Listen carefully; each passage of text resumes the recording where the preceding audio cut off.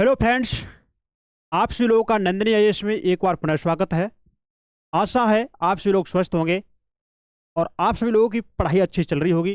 दोस्तों, आज का जो हमारा टॉपिक है जिसका नाम है भू आकृतियां तथा उनका विकास। क्या आपको पता है ये टॉपिक कहाँ का? देखिए, ये हमारी क्लास 11th एनसीईआरटी ज्योग्राफी का अध्याय नंबर 6 है।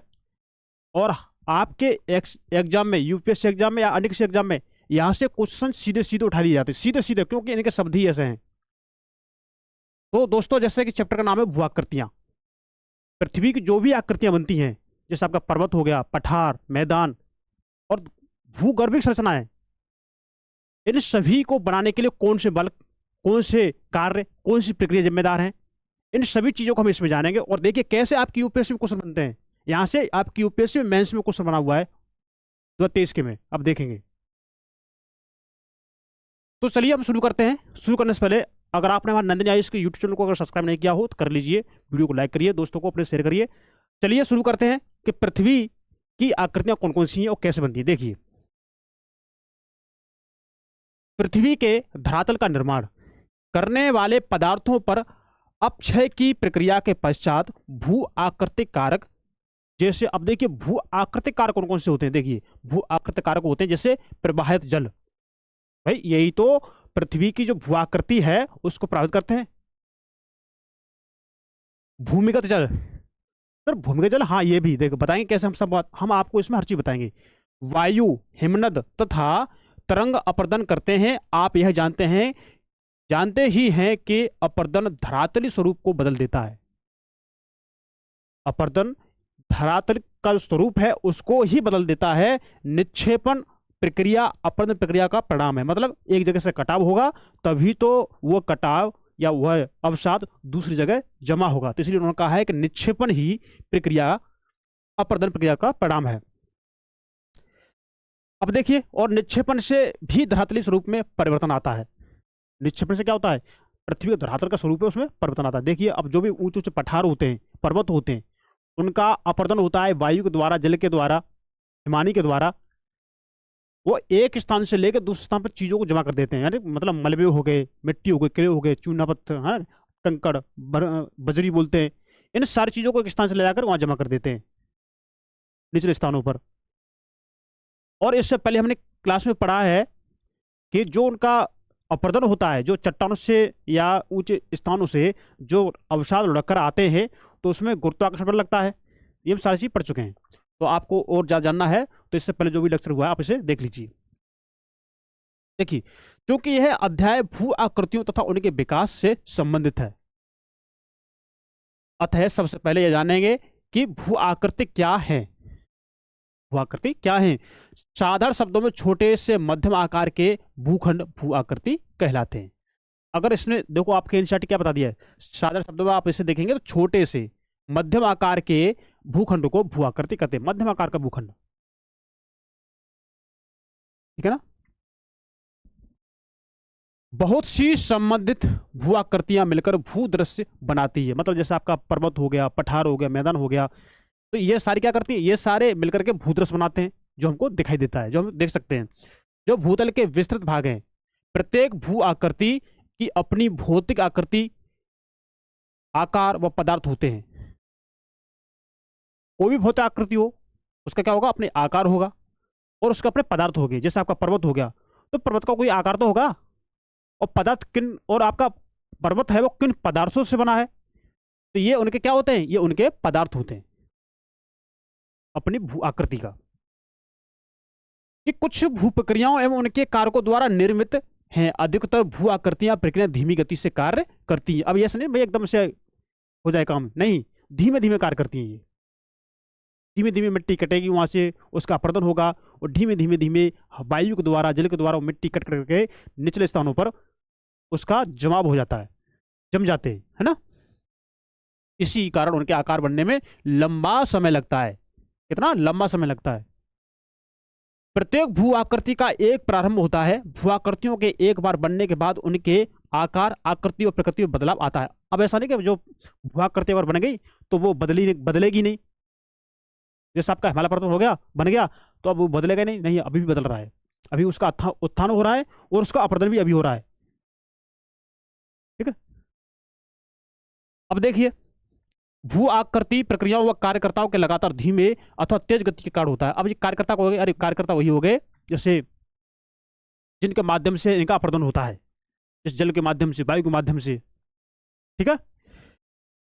देखिए, जलवायु संबंधी बदलाव तथा वायु राशियों के ऊर्ध्वाधर अथवा क्षैतिज संचलन के कारण भू आकृतिक प्रक्रियाओं की गहनता से या स्वयं ये प्रक्रियाएं स्व परिवर्तित हो जाती हैं।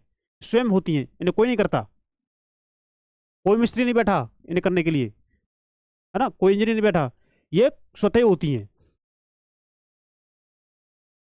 अब देखिए, जिनसे भू आकृतियां रूपांतरित होती हैं। विकास का यहाँ अर्थ भूतल के एक भाग में भू आकृति का दूसरी भू आकृति में, या एक भू आकृति के एक रूप से दूसरे रूप में परिवर्तित होने की अवस्थाओं से है। मतलब वही बात उन्होंने लिख दी है। देखिए कितने नाम लिख दिए। छोटी बात यह है कि जो आकृति पहले बनी हुई ना, उस आकृति से उसका निक्षेपण, अपरदन निक्षेपण होने के बाद एक नई आकृति बन जाना। बात को वही बात उन्होंने कही है। इसका अभिप्राय यह है कि प्रत्येक भू-आकृति के विकास का एक इतिहास है।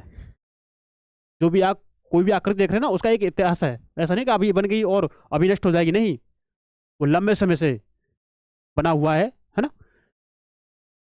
और समय के साथ उसका परिवर्तन हुआ है। एक स्थल रूप विकास की अवस्थाओं से गुजरता है, जिसकी तुलना जीवन की अवस्थाओं, युवावस्था, प्रौढ़ावस्था, वृद्धावस्था से की जा सकती है। मतलब ये इसकी अवस्थाएं हैं। पहले वो युवावस्था में होगा, फिर वो प्रौढ़ावस्था में हो जाएगा, फिर वो वृद्धावस्था में हो जाएगा, जो चीज बनी हुई है। अब देखिए, भू आकृतियों के विकास के दो महत्वपूर्ण पहलू क्या हैं, या बताइए। देखिए, प्रवाहित जल, बहता हुआ जल, है ना। देखिए, आर्द्र प्रदेशों, मतलब जहां नमी रहती है, जहां बारिश वगैरह होती है, उनकी बात हो रही है। आर्द्र प्रदेशों जहां बारिश वगैरह होती है ना, तो आर्द्र प्रदेशों में जहां अत्यधिक वर्षा होती है, प्रवाहित जल सबसे महत्वपूर्ण भू आकृति कारक हैं। ठीक है ना। जहां बारिश अधिक होती है, तो भाई वो बारिश जहां होगी तो वहां से वो तो अपनी मिट्टी को काटेंगे ना, वहां की चट्टानें, वहां की मिट्टी, वहां की जो भी रेत बजरी जो भी चीज है, वो वहां से काटेंगे, उसका अपरदन करेंगे, और उसका एक स्थान से लेकर के दूसरे स्थान पर उसका जमाव भी करेंगे। तो उसका तो जो आकृति पहले बनी हुई थी, तो उसका तो वही अपरदन हो रहा है, लेकिन उसका निक्षेपण से वो दूसरी आकृति भी उसी से बन रही है, उसी से दूसरी आकृति बन रही है। ये बात है। देखिए, प्रवाह जल के दो तत्व हैं।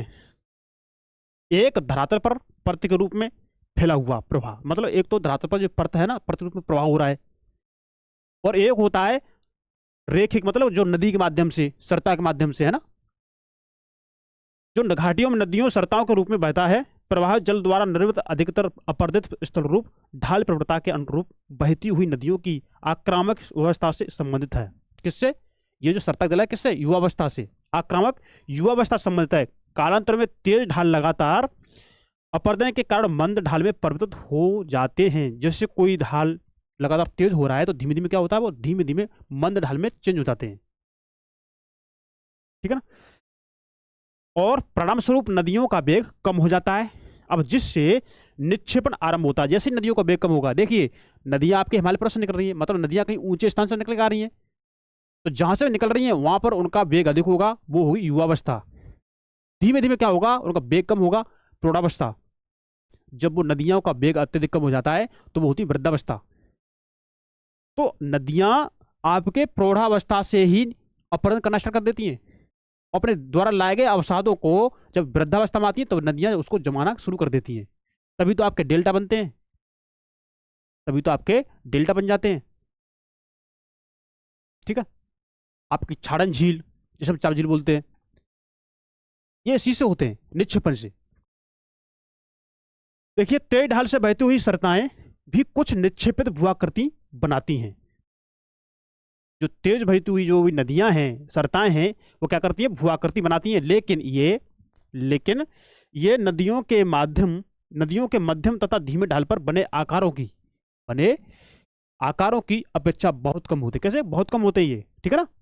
और प्रवाहित जल का ढाल जितना मंद होगा, उतना ही अधिक निक्षेपण होगा। अरे सीधी सीधी एक बात देख, मैंने क्या कहा, ये आपकी एनसीईआरटी, आपकी ज्योग्राफी की आप जो कॉन्सेप्ट जो समझे रहते हैं ना, उसी कॉन्सेप्ट को कैसे कैसे फैला फैला के लिख रही है। कॉन्सेप्ट एक है। कॉन्सेप्ट क्या है कि जैसे पर्वत से नदी आ रही है निकल के, या हिमालय पर्वत से आ रही है, आपको पता है कि हिमालय पर्वत बर्फ जमी रहती है, जब यहाँ बर्फ जमी है तो यहाँ से नदी आ रही है निकल के, ठीक है, आ रही है यहाँ से। अब जैसे नदी यहाँ से निकल लेती है भाई, तो ये तो युवावस्था में है ना, ये तो जिसका जल बहुत अधिक अधिक गति से हो रहा है, और जो घाटी बनाएगी ना ये, तो ये वी आकार की घाटी बनाएगी। क्यों बनाएगी? क्योंकि ये अधिक गति से चल रही है, ठीक है ना। धीमे धीमे यहाँ तक ये होगी युवावस्था, यहाँ तक होगी ये युवा अवस्था। अब यहाँ से यहाँ तक होगी इसकी प्रौढ़ावस्था, तो यहाँ से यहाँ तक का जल इसके अपेक्षा कम होगा, भाव कम होगा। अब लेके ये युवावस्था से लेके, है ना, प्रौढ़ावस्था से लेकर के जब वृद्धावस्था में आती है, तो यहाँ पर ये करती है अपना निक्षेपण, जहाँ से जो अवसाद लेकर आई ना यहाँ से, तो यहाँ से अवसादों को लाकर यहाँ जमा करती है, और इसका तो अपर्दन होता है, और यहाँ एक नई आकृति बनती है। तो बात वही है, इसमें कुछ नहीं है। अब इन्हीं चीजों को उन्होंने बार बार वही बात दोहरा दोहरा लिख दिया है, ठीक है। तो हमें अपना मेन कॉन्सेप्ट समझना है बस, और हमें इसमें कुछ ज़्यादा ध्यान नहीं देना। हमारा मेन कॉन्सेप्ट है, वो मेन कॉन्सेप्ट हर जगह अलग अलग है, वो हम आपको पता चलेंगे। तो इसलिए आप वीडियो को बिल्कुल मिस ना करें, पूरा देखें वीडियो को, और आपको वीडियो अच्छी लगती है तो इसे लाइक भी करें, इसको दोस्तों में शेयर करें। और जिन लोगों ने नंदिनी आईएएस के यूट्यूब चैनल को अगर सब्सक्राइब नहीं किया तो उनसे बोलिए करिए, और आप भी करिए, उनको भी करवाइए, ठीक है ना। क्योंकि आपको कंटेंट मिलना ना, जबरदस्त कंटेंट मिलना है आपको। देखिए, जब लगातार अपर्दन के कारण नदी तल समतल हो जाए तो अधोमुखी कटाव कम हो जाता है, तो मतलब कटाव कम हो जाएगा ना। अब बताओ, जब ये यहाँ से अपर्दन हो रहा है, और ये अपर्दन यहाँ से हो करके जब इसका निक्षेपण हो रहा है, जब इसका समान स्तर हो जाएगा निकाल, तो फिर कटाव कहाँ से कर लेगी? तुम बताओ, कुछ सोचो आप लोग, है ना। नहीं कर पाएगी ना, करेगी लेकिन कम करेगी, अधोमुखी कटाव कम करेगी। और तटों का पार्श्व अपर्दन बढ़ जाता है। पार्श्व अपर्दन देखिए, जैसे नदी हमारा यहाँ, पहले नदी हमारी यहाँ बह रही थी, इतने बीच में नदी पहले हमारी यहाँ तक बह रही थी। अब इस नदी ने नीचे काटना शुरू, मतलब जो काटाव था वो कम कर दिया, मतलब नीचे नहीं काट पा रही, अब पहले काट रही थी। जब ये नदी हमारी युवा अवस्था में थी तब इसको नीचे कटाव कर रही थी, वी आकार की घाटी बना रही थी, ऐसे हमारी बना रही थी। लेकिन जब ये समतल होती आ रही है, जब ये अवस्था इसकी समतल हो रही है, तब ये कटाव नहीं करेगी अंदर से घाटी की तरफ, नहीं। फिर जो उसके पास है ना, ये किनारे ये कटेंगे, इसके ये कटेंगे, ये फिर नदी आपकी चौड़ी होगी, फिर आपकी घाटी बनेगी यू आकार की। कैसी? यू आकार की, वी की नहीं, यू की। बस यही है इसमें, और कुछ नहीं है। 4 बातें हैं, 4 बातों को उन्होंने फैला फैला के लिखा हुआ है, ठीक है। और देखिए आगे, और इसके फलस्वरूप पहाड़ियां घाटियां समतल मैदानों में परिवर्तित हो जाते हैं, और होंगे भैया। पहाड़ियां घाटियां जो इनका कटाव हो रहा है वो तो समतल मैदान होंगे, क्यों होंगे भैया? अपर्दन निक्षेपण, अपर्दन निक्षेपण, और अपर्दन का परिणाम ही निक्षेपण है। ये बात आप नोट कर लीजिए, अपर्दन का परिणाम ही निक्षेपण है, जमाव, ठीक है। कटाव का परिणाम ही जमाव है। अब देखिए, क्या ऊंचे स्थानों, क्या ऊंचे स्थल रूपों के उच्चावच का संपूर्ण निम्नीकरण संभव है? बताइए आप लोग। देखिए, स्थलगत प्रवाह परत अपर्दन का कारण है। जो स्थलगत जो प्रवाह है, जो स्थल पर जो प्रवाह हो रहा है, क्या है वो? परत अपर्दन का कारण, मतलब परत का अपर्दन करेगा वो। जो स्थिर सतह है उस पर जल बह रहा है, तो वो परत हमारे ऊपर की, उसका क्या करेगा? अपर्दन करेगा।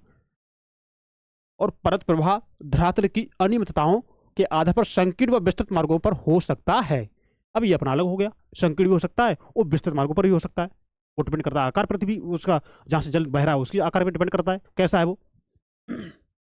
अब देखिए, प्रवाह जल के घर्षण के कारण बहते हुए जल द्वारा कम या अधिक मात्रा में बहाकर लाए गए तल छटों के कारण छोटी व तंग क्षुद्र सरताएं बनती हैं। छोटी छोटी, है ना, सरताएं बनती हैं। किस कारण? अपने अवसादों को लाकर बाहर, अब जो नदियां ये अवसादों को लेके आती हैं, जमा करती हैं, अब जैसे जमा करती है उसका वैसा आकार बन जाता है। अब देखिए, तल छटों के कारण छोटी व तंग क्षुद्र सरताएं बनती हैं। ये क्षुद्र सरताएं धीरे धीरे लंबी व विस्तृत अपनलिकाओं में विकसित होती हैं। अब ये छोटी छोटी सरताएं, संकीर्ण सरताएं, लगातार इनमें जल बहता रहता है, अपर्दन होता रहता है, कटाव होता रहता है, फिर क्या करती है? ये लंबी हो जाती है ना, विस्तृत, लंबी विस्तृत अपनलिकाओं में विकसित हो जाती हैं। इन अपनलिकाओं कालांतर में अधिक गहरी, चौड़ी तथा लंबाई में विस्तृत होकर एक दूसरे में समाहित हो घाटियां का जाल बनाती हैं। अब देख घाटियां कैसे बनती हैं, अब यही अब नलकाएं लंबी लंबी होती जाएंगी, छोटी छोटी होती जाएंगी, आपस में मिल जाएंगी तो एक इनका जाल बन जाएगा। क्या होगा? इनका जाल बन जाएगा। प्रारंभिक अवस्थाओं में अधोमुखी कटाव अधिक होता है, ये तो आपको पता है। प्रारंभिक अवस्था में जो अधोमुखी कटाव है ना वो अधिक होता है, और जिससे अनियमितताएं जैसे जलप्रपात, सोपानी जलप्रपात आदि लुप्त हो जाते हैं। अब नहीं होता ये। अब देखिए, मध्यावस्था में सरताएं नदी तल में धीमा कटाव। कैसा? जैसी मध्यम अवस्था आती है ना, मध्यावस्था, प्रौढ़ावस्था में सरताएं नदी तल में धीमा कटाव करती है, और घाटियों में पार्श्व प्रदन अधिक होता है। पार्श्व साइड से, मतलब जहां नदी होती है साइड से अप्रदन अधिक होता है, गहराई में नहीं होता, ये बात है। अब देखिए वही बात कितनी बार लिख दी उन्होंने, और देखिए वही यही बात आगे भी लिखेंगे ये ना। इसलिए हम क्या करेंगे, अपने कॉन्सेप्ट है उनको थोड़ा ध्यान देना है, और इसमें जो शब्द है ना, शब्द को थोड़ा पकड़ना है। कालांतर में घाटियों के किनारों की ढाल मंद होती जाती है, समय जैसे बीतता जाता है। जैसे अप्रदन, मतलब कहने का मतलब है जैसे नदी ऊपर से नीचे आती है, जब नदी ऊपर से नीचे आती है तो उसका ढाल मंद होता है, और इसी प्रकार आप देखेंगे घाटियों किनारे की ढाल मंद हो जाती है। और इसी प्रकार अफवाह बेसिन के मध्य विभाजक तब तक निम्न होते जाते हैं जब तक कि ये पूर्णतः समतल नहीं हो जाते। या जब नदियां अपरदन करती रहेंगी, निक्षेपण करती रहेंगी तो क्या होगा? समतल तो होगा ना कहीं ना कहीं। अब एक जगह से मिट्टी कट रही है, वहां से कट रही है, जमा हो रही है, वहां से कट रही है, जमा हो रही है, तो कहीं ना कहीं प्लेन होगा नहीं होगा? ये बात उन्होंने, है ना, ये बात उन्होंने लिख दी है।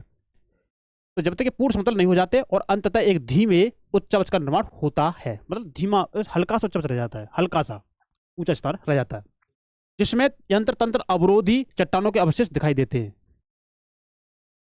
ठीक है। अब इसका थोड़ा आप आसपास चीजों से इसको थोड़ा लिंक करके सोच सकते हैं, समझ सकते हैं। जैसे ऊपर से पानी आ रहा है, आपने कभी खेतों में सिंचाई की होगी, तो आप देखिए जैसे मिट्टी को काटता है ना, मिट्टी कट जाती है लेकिन उसमें कुछ टीले रह जाते हैं, टीले जो चमकते हैं बीच में, तो बेसिक आकृति बच जाती है, उसी तरह की आकृति बच जाती है। तो हम क्या करें, इसको ज्योग्राफी को अपने दैनिक जीवन से लिंक करिए।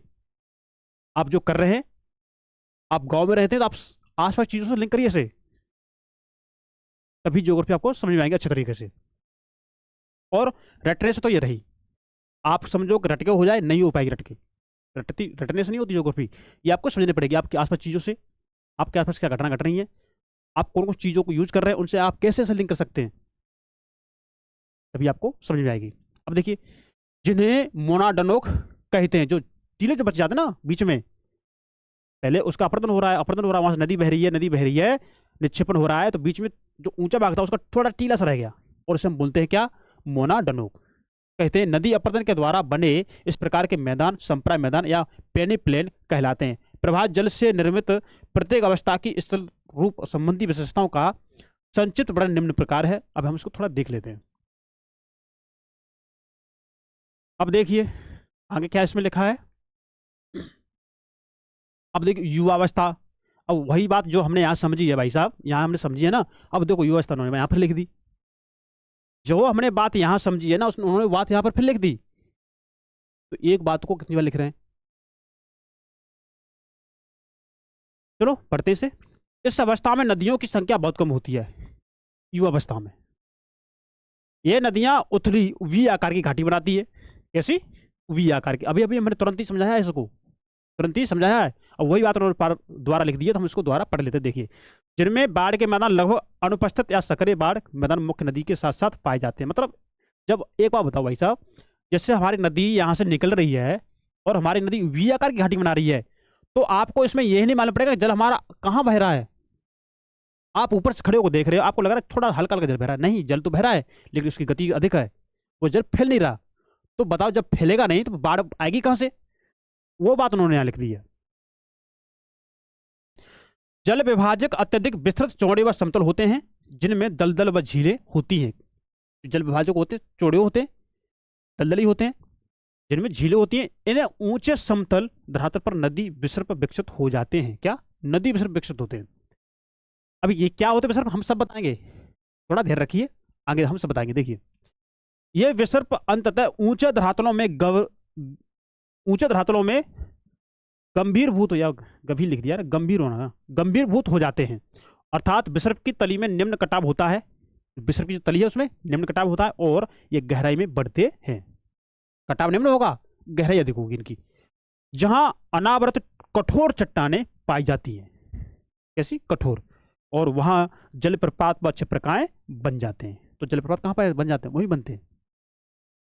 अब देखिए, जैसे आपका जल यहां से गिर रहा है, जल यहां से गिर रहा है नीचे, जल से नीचे गिरेगा तो आपका जल यहां भरेगा इस जगह पर। तो आपकी जो चट्टान है, ये वाली ये चट्टान यहाँ इधर कट जाएगी पीछे की साइड में यूं करके। अब ये नहीं कट रही, ये कठोर है, ये मुलायम है, ठीक है। ये बात उन्होंने लिख दी है। तो जलप्रपात और छप्रका बनती है। छप्रका हमारे ऐसे होती है, देखिए यूं करके, यूं हुआ, यूं करके बाहर, यूं करके, फिर यूं करके, है ना। ये हमारी छप्रकाएं होती हैं। ये हम आपको सारी चीज बताएंगे, टेंशन ना लें, ठीक है। अब देखिए प्रौढ़ावस्था क्या होता है। प्रौढ़ावस्था, इस अवस्था में नदियों में जल की मात्रा अधिक होती है। क्या होती है, इस अवस्था में जल की मात्रा अधिक होती है और सहायक नदियां भी इससे आकर मिलती हैं प्रौढ़ावस्था में। अब ऊपर से जल नीचे बह रहा है, जब ऊपर से जल नीचे बह रहा था, जब ऊपर जल बह रहा था, पहाड़ की तरफ से आ रहा था जल, तो चोटी की तरफ से जल आ रहा है, तो अवस्था थी हमारी युवावस्था। घाटी अधिक गहरी थी, चौड़ी कम थी, आकार घाटी बन रही थी। तब हमें नहीं मालूम पड़ रहा था बाढ़ का मैदान कहाँ बन रहा है, नहीं मालूम पड़ा। क्यों, ये हम यही नहीं पता कर पा रहे थे कि जल हमारा कहाँ बह रहा है। ये लग रहा था जल हल्का बह रहा है, नहीं बह तो रहा था लेकिन वो तीव्र गति पर था। लेकिन जैसे ये प्रौढ़ावस्था में आते हैं ना, तो ढलान कम हो गया। जब ढलान कम हो गया, पानी की गति कम होगी, तो भाई वो चौड़ी अवस्था में, मतलब फैलते हुए बहेंगे। अब जब फैलते हुए बहेंगे तो उनका आपस आसपास कटाव भी होगा, अपर्दन भी होगा। जब वो अपर्दन होगा ना, फिर जैसी ये अवस्था हमारी प्रौढ़ावस्था से अब जब वृद्धावस्था में जाएगी तो उसका निक्षेपण अधिक होगा, ठीक है।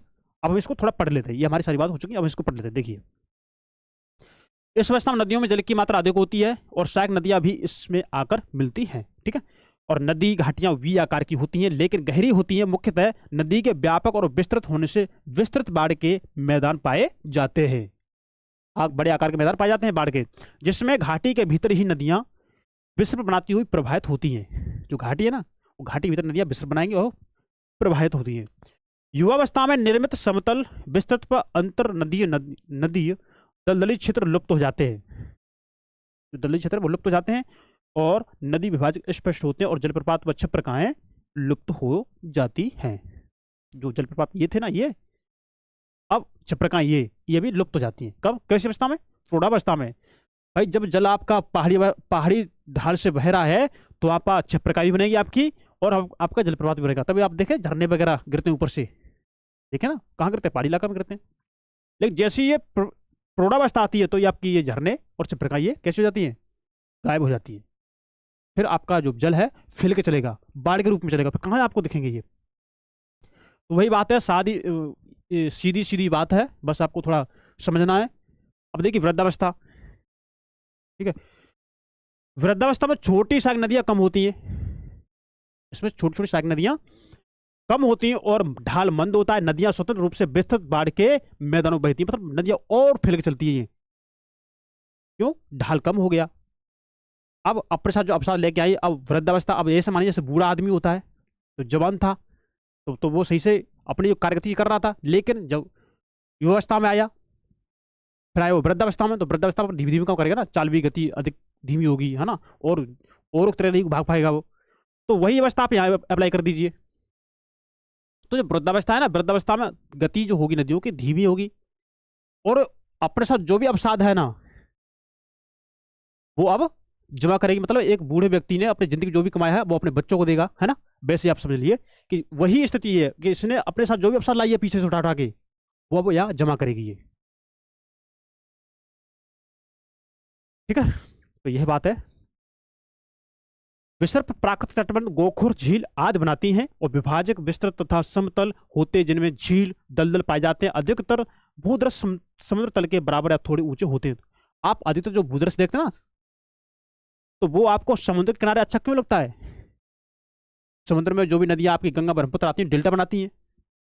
अच्छा आप कमेंट करिए, विश्व का सबसे बड़ा नदी डेल्टा कौन सा है और कौन सी नदी बनाती है, और भारत के वो किस राज्य में पाया जाता है, बताइए, कमेंट करिए।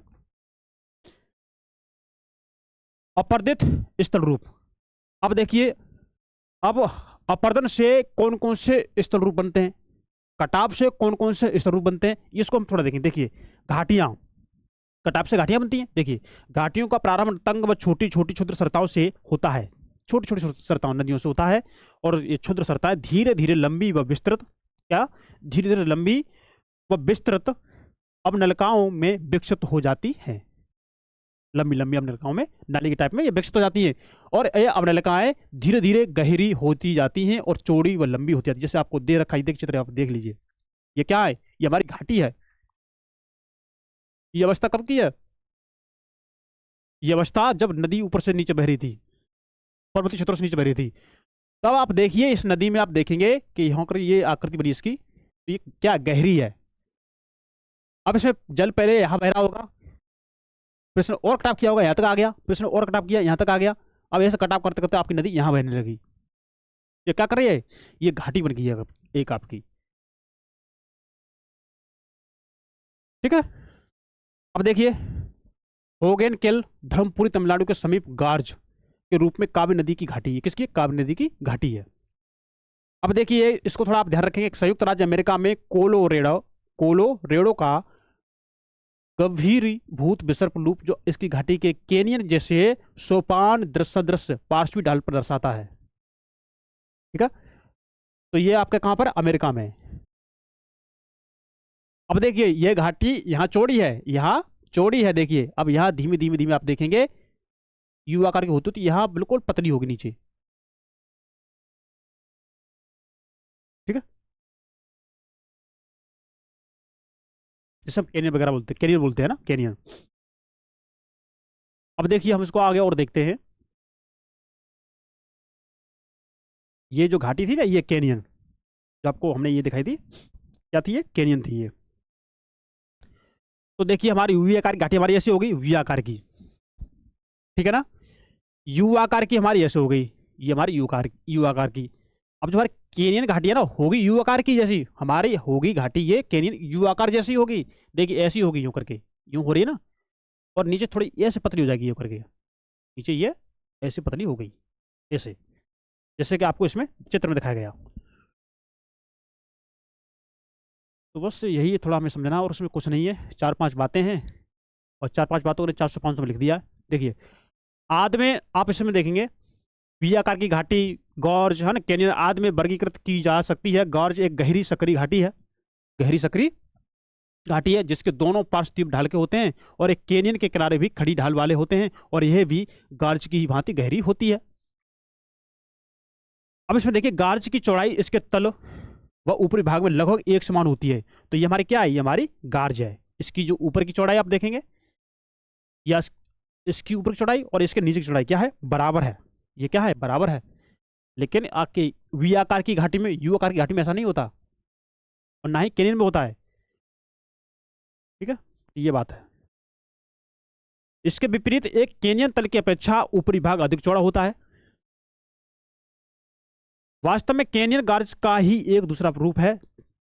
जो कैनियन है ना, ये कैनियन, जैसे हमने ये बताया करके, ऐसे ऐसे है ना, तो ये हमारा कैनियन हो गया। क्या हो गया? हमारा ये हो गया हमारा कैनियन। ठीक है, और हम आपको बता दें, और ये हमारा हो गया गार्ज।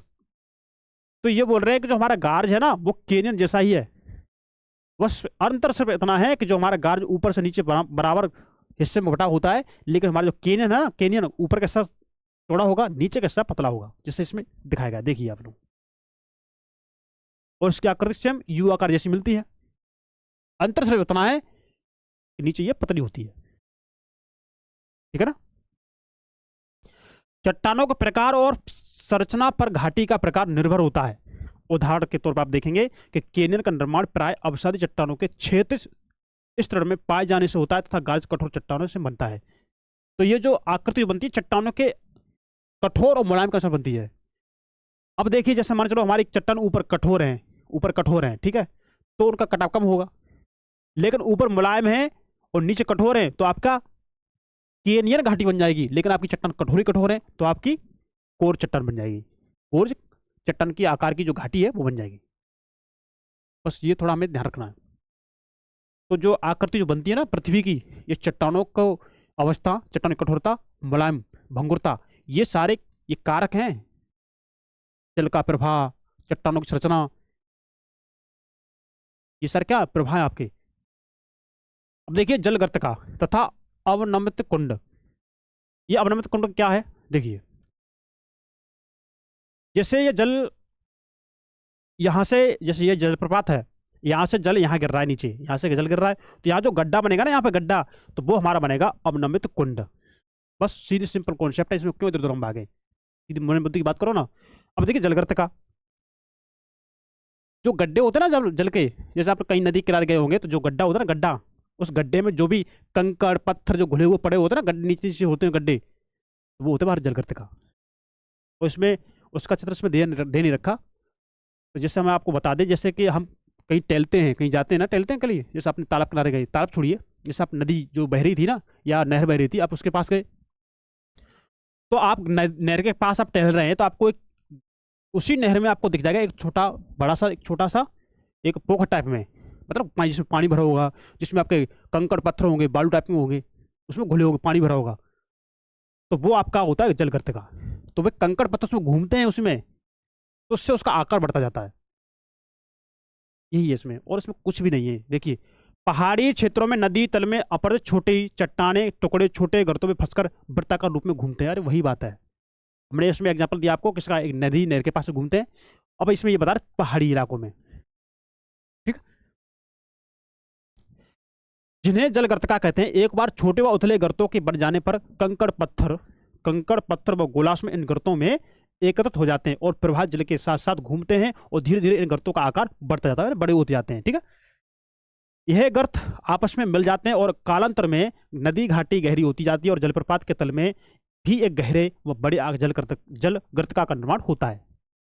धीमे धीमे क्या होगा, गहरे होंगे, बड़े होंगे, और एक बड़े जलगर्तका का निर्माण होता है जो जल के ऊंचाई से गिरने व उनमें शिलाखंडों के वृत्ताकार घूमने से निर्मित होते हैं और जलप्रपातों के तल में ऐसे विशाल व गहरे कुंड अवनमित कुंड कहलाते हैं। ये बात होगी किसकी, जलप्रपात की, जो मेरा अभी देखो मैंने आपको सब बता दिया। इसमें ऐसी कोई चीज़ है बताओ जो मैंने आपको यहाँ समझाई हो, यहाँ बताओ। इसलिए मैं आपका जो भी टॉपिक स्टार्ट करता हूँ ना, इसमें उसका सारस मैं आपको पहले बता देता हूँ, ठीक है ना। जहाँ से जल का प्रपात होता है, जहाँ जलप्रपात का जहाँ नीचे गिरता है, वहाँ जो कुंड बन जाता है ना गहरा सा पानी का, वो आपका अवनिक है ना, अवनित कुंड कहलाता है। बता चुका हूँ पहले मैं आपको। अब देखिए अधिक कर्तिक विसर्प या गभीरीभूत विसर्प, ये क्या है देखिए। तीव्र ढालों, जैसे अभी बात ये हो रही विसर्प की हो रही है, विसर्प की, जैसे हमारी नदी ऐसे घूमती है यूं करके ऐसे चल रही है, ये हमारा क्या है, विसर्प के रूप में चल रही है, विसर्प के रूप में चल रही है। तो यही बात है। अब इसमें बात यह है कि देखिए हम इसमें थोड़ा आगे समझेंगे इसमें कि नदी हमारी पहले इस जगह बह रही थी यहाँ, अब ये नदी धीमे धीमे यहाँ बहने लगी, इस जगह पर ऐसे बह रही है। अब इसने ये जगह छोड़ दी, ये जगह छोड़ दी, अब ये यहाँ बहने लगी, उसने ये भी जगह छोड़ दी। तो ये हमारे क्या है, अधिक विसर्प या गभीरीभूत विसर्प, इसे विसर्प पॉइंट भी बोलते हैं। अभी समझेंगे, ठीक है, हम इसको भी अभी समझेंगे थोड़ा। देखिए आप अभी दिमाग में लोड ना ले, हम स्टेप बाय स्टेप सारी चीज समझेंगे। देखिए तीव्र ढालों में तीव्रता से बहती हुई नदियां सामान्यतः नदी तल पर अपरदन करती हैं, क्या करती हैं, अपरदन करती हैं। और तीव्र नदी ढालों में भी पार्श्व प्रदन अधिक नहीं होता, लेकिन मंद ढालों पर बहती हुई नदियां अधिक पार्श्व प्रदन करती हैं, ठीक है। जब नदी तीव्र ढाल पर आ रही है तो वह कहां प्रदन कर पाएगी बताइए, लेकिन जब ये समतल मैदान में आती है, वृद्धावस्था में आती है, तो ये नदियां विसर्प करती हैं। और आप इसमें देखेंगे जैसे नदियां ऐसे विसर्प करेगी ना, यूं करके कभी ऐसे करते करते आपका ये हिस्सा अलग हो जाता है, फिर नदी आपकी यहाँ से बनने लगती है, तो यही आपकी बन जाती है छाना झील, चाप झील बोलते हैं आप इसे लोग, है ना, गोखु झील बोलते हैं।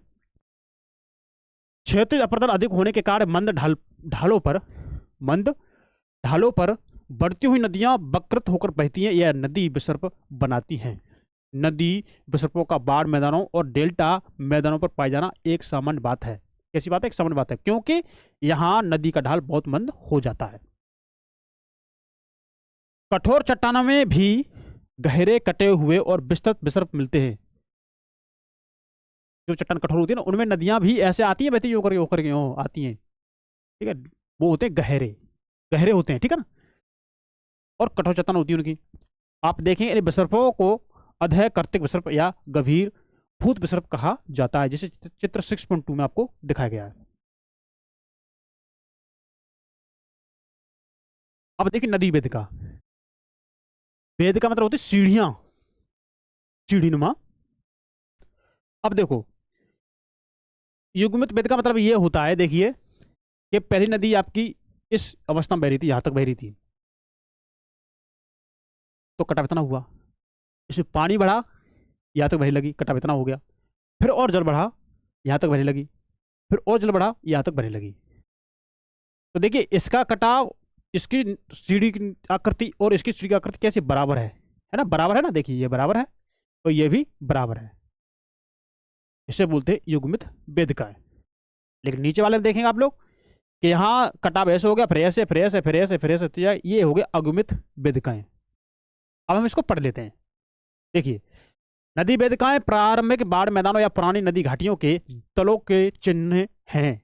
ये जलोढ़ रहित मूलाधार चट्टानों की धरातल या नदियों के तल हैं, जो निक्षेपित जलोढ़ वेदिकाओं के रूप में पाए जाते हैं। निक्षेपित जमाव है ना। अब देखिए नदी वेदिका मुख्यतः अपर्दित स्थल रूप हैं। कैसे? अपर्दित, अपर्दन कटाव के माध्यम से बने हैं, है कटाव के द्वारा बने ये, क्योंकि ये नदी निक्षेपित बाढ़ मैदानों के लंबवत अपर्दन से निर्मित होते हैं। विभिन्न ऊंचाइयों पर कई वेदिकाएं हो सकती हैं, ठीक है, जो आरंभिक नदी जल स्तर को दर्शाती हैं। नदी वेदिकाएं नदी के दोनों तरफ समान ऊंचाई वाली हो सकती हैं, समान ऊंचाई वाली, ठीक है, और इसके इस स्वरूप युग्म को वेदिकाएं कहते हैं। तो देखिए हमने अपनी वेदिका देख ली, ठीक है। अब देखिए निक्षेपित स्तर रूप, तो हमने अभी देखा क्या, अपर्दत स्तर रूप। अब हम देखें निक्षेपित स्तर रूप, अब जमाव द्वारा। अभी हमने देखा कटाव के माध्यम से कौन कौन स्वरूप बनते हैं। अभी हमने देखा कि नदियां जब जल के माध्यम से कटाव करती हैं तो कौन कौन सा आकार बनता है, वो हमने देख लिया। अब हम देखेंगे नदियां जो जल को माध्यम से जो अवसाद काट के लाती हैं, अब उनको जमाव भी करेगी ना, तो जमाव करने से कौन कौन सा आकार बनेगा, तो उसे बोलते हैं निक्षेपित स्थल रूप। उम्मीद है आपको मेरी बातें समझ में आ रही होंगी। जलोढ़ पंख कैसे बनता है, नदियों के द्वारा लाए गए अवसादों को जमाव करने से जलोढ़ पंख बनता है। देखिए जब नदी उच्च स्थानों स्थलों से बहती हुई गिरपाद, यानी गिरपाद मतलब पाद मतलब पैर, पैर मतलब पैरों की साइड में ऊपर से नीचे की तरफ, गिरपाद व मंद ढाल के मैदानों में प्रवेश करती हैं तो जलोढ़ पंख का निर्माण होता है। और साधारणतः पर्वतीय क्षेत्रों में बहने वाली नदियां भारी व स्थूल आकार के नद भार को वहन करती हैं। मंद ढालों पर नदियां यह भार वहन करने में असफल हो जाती हैं, फिर क्या करती हैं, इनको जमाव करना शुरू कर देती हैं, ठीक है।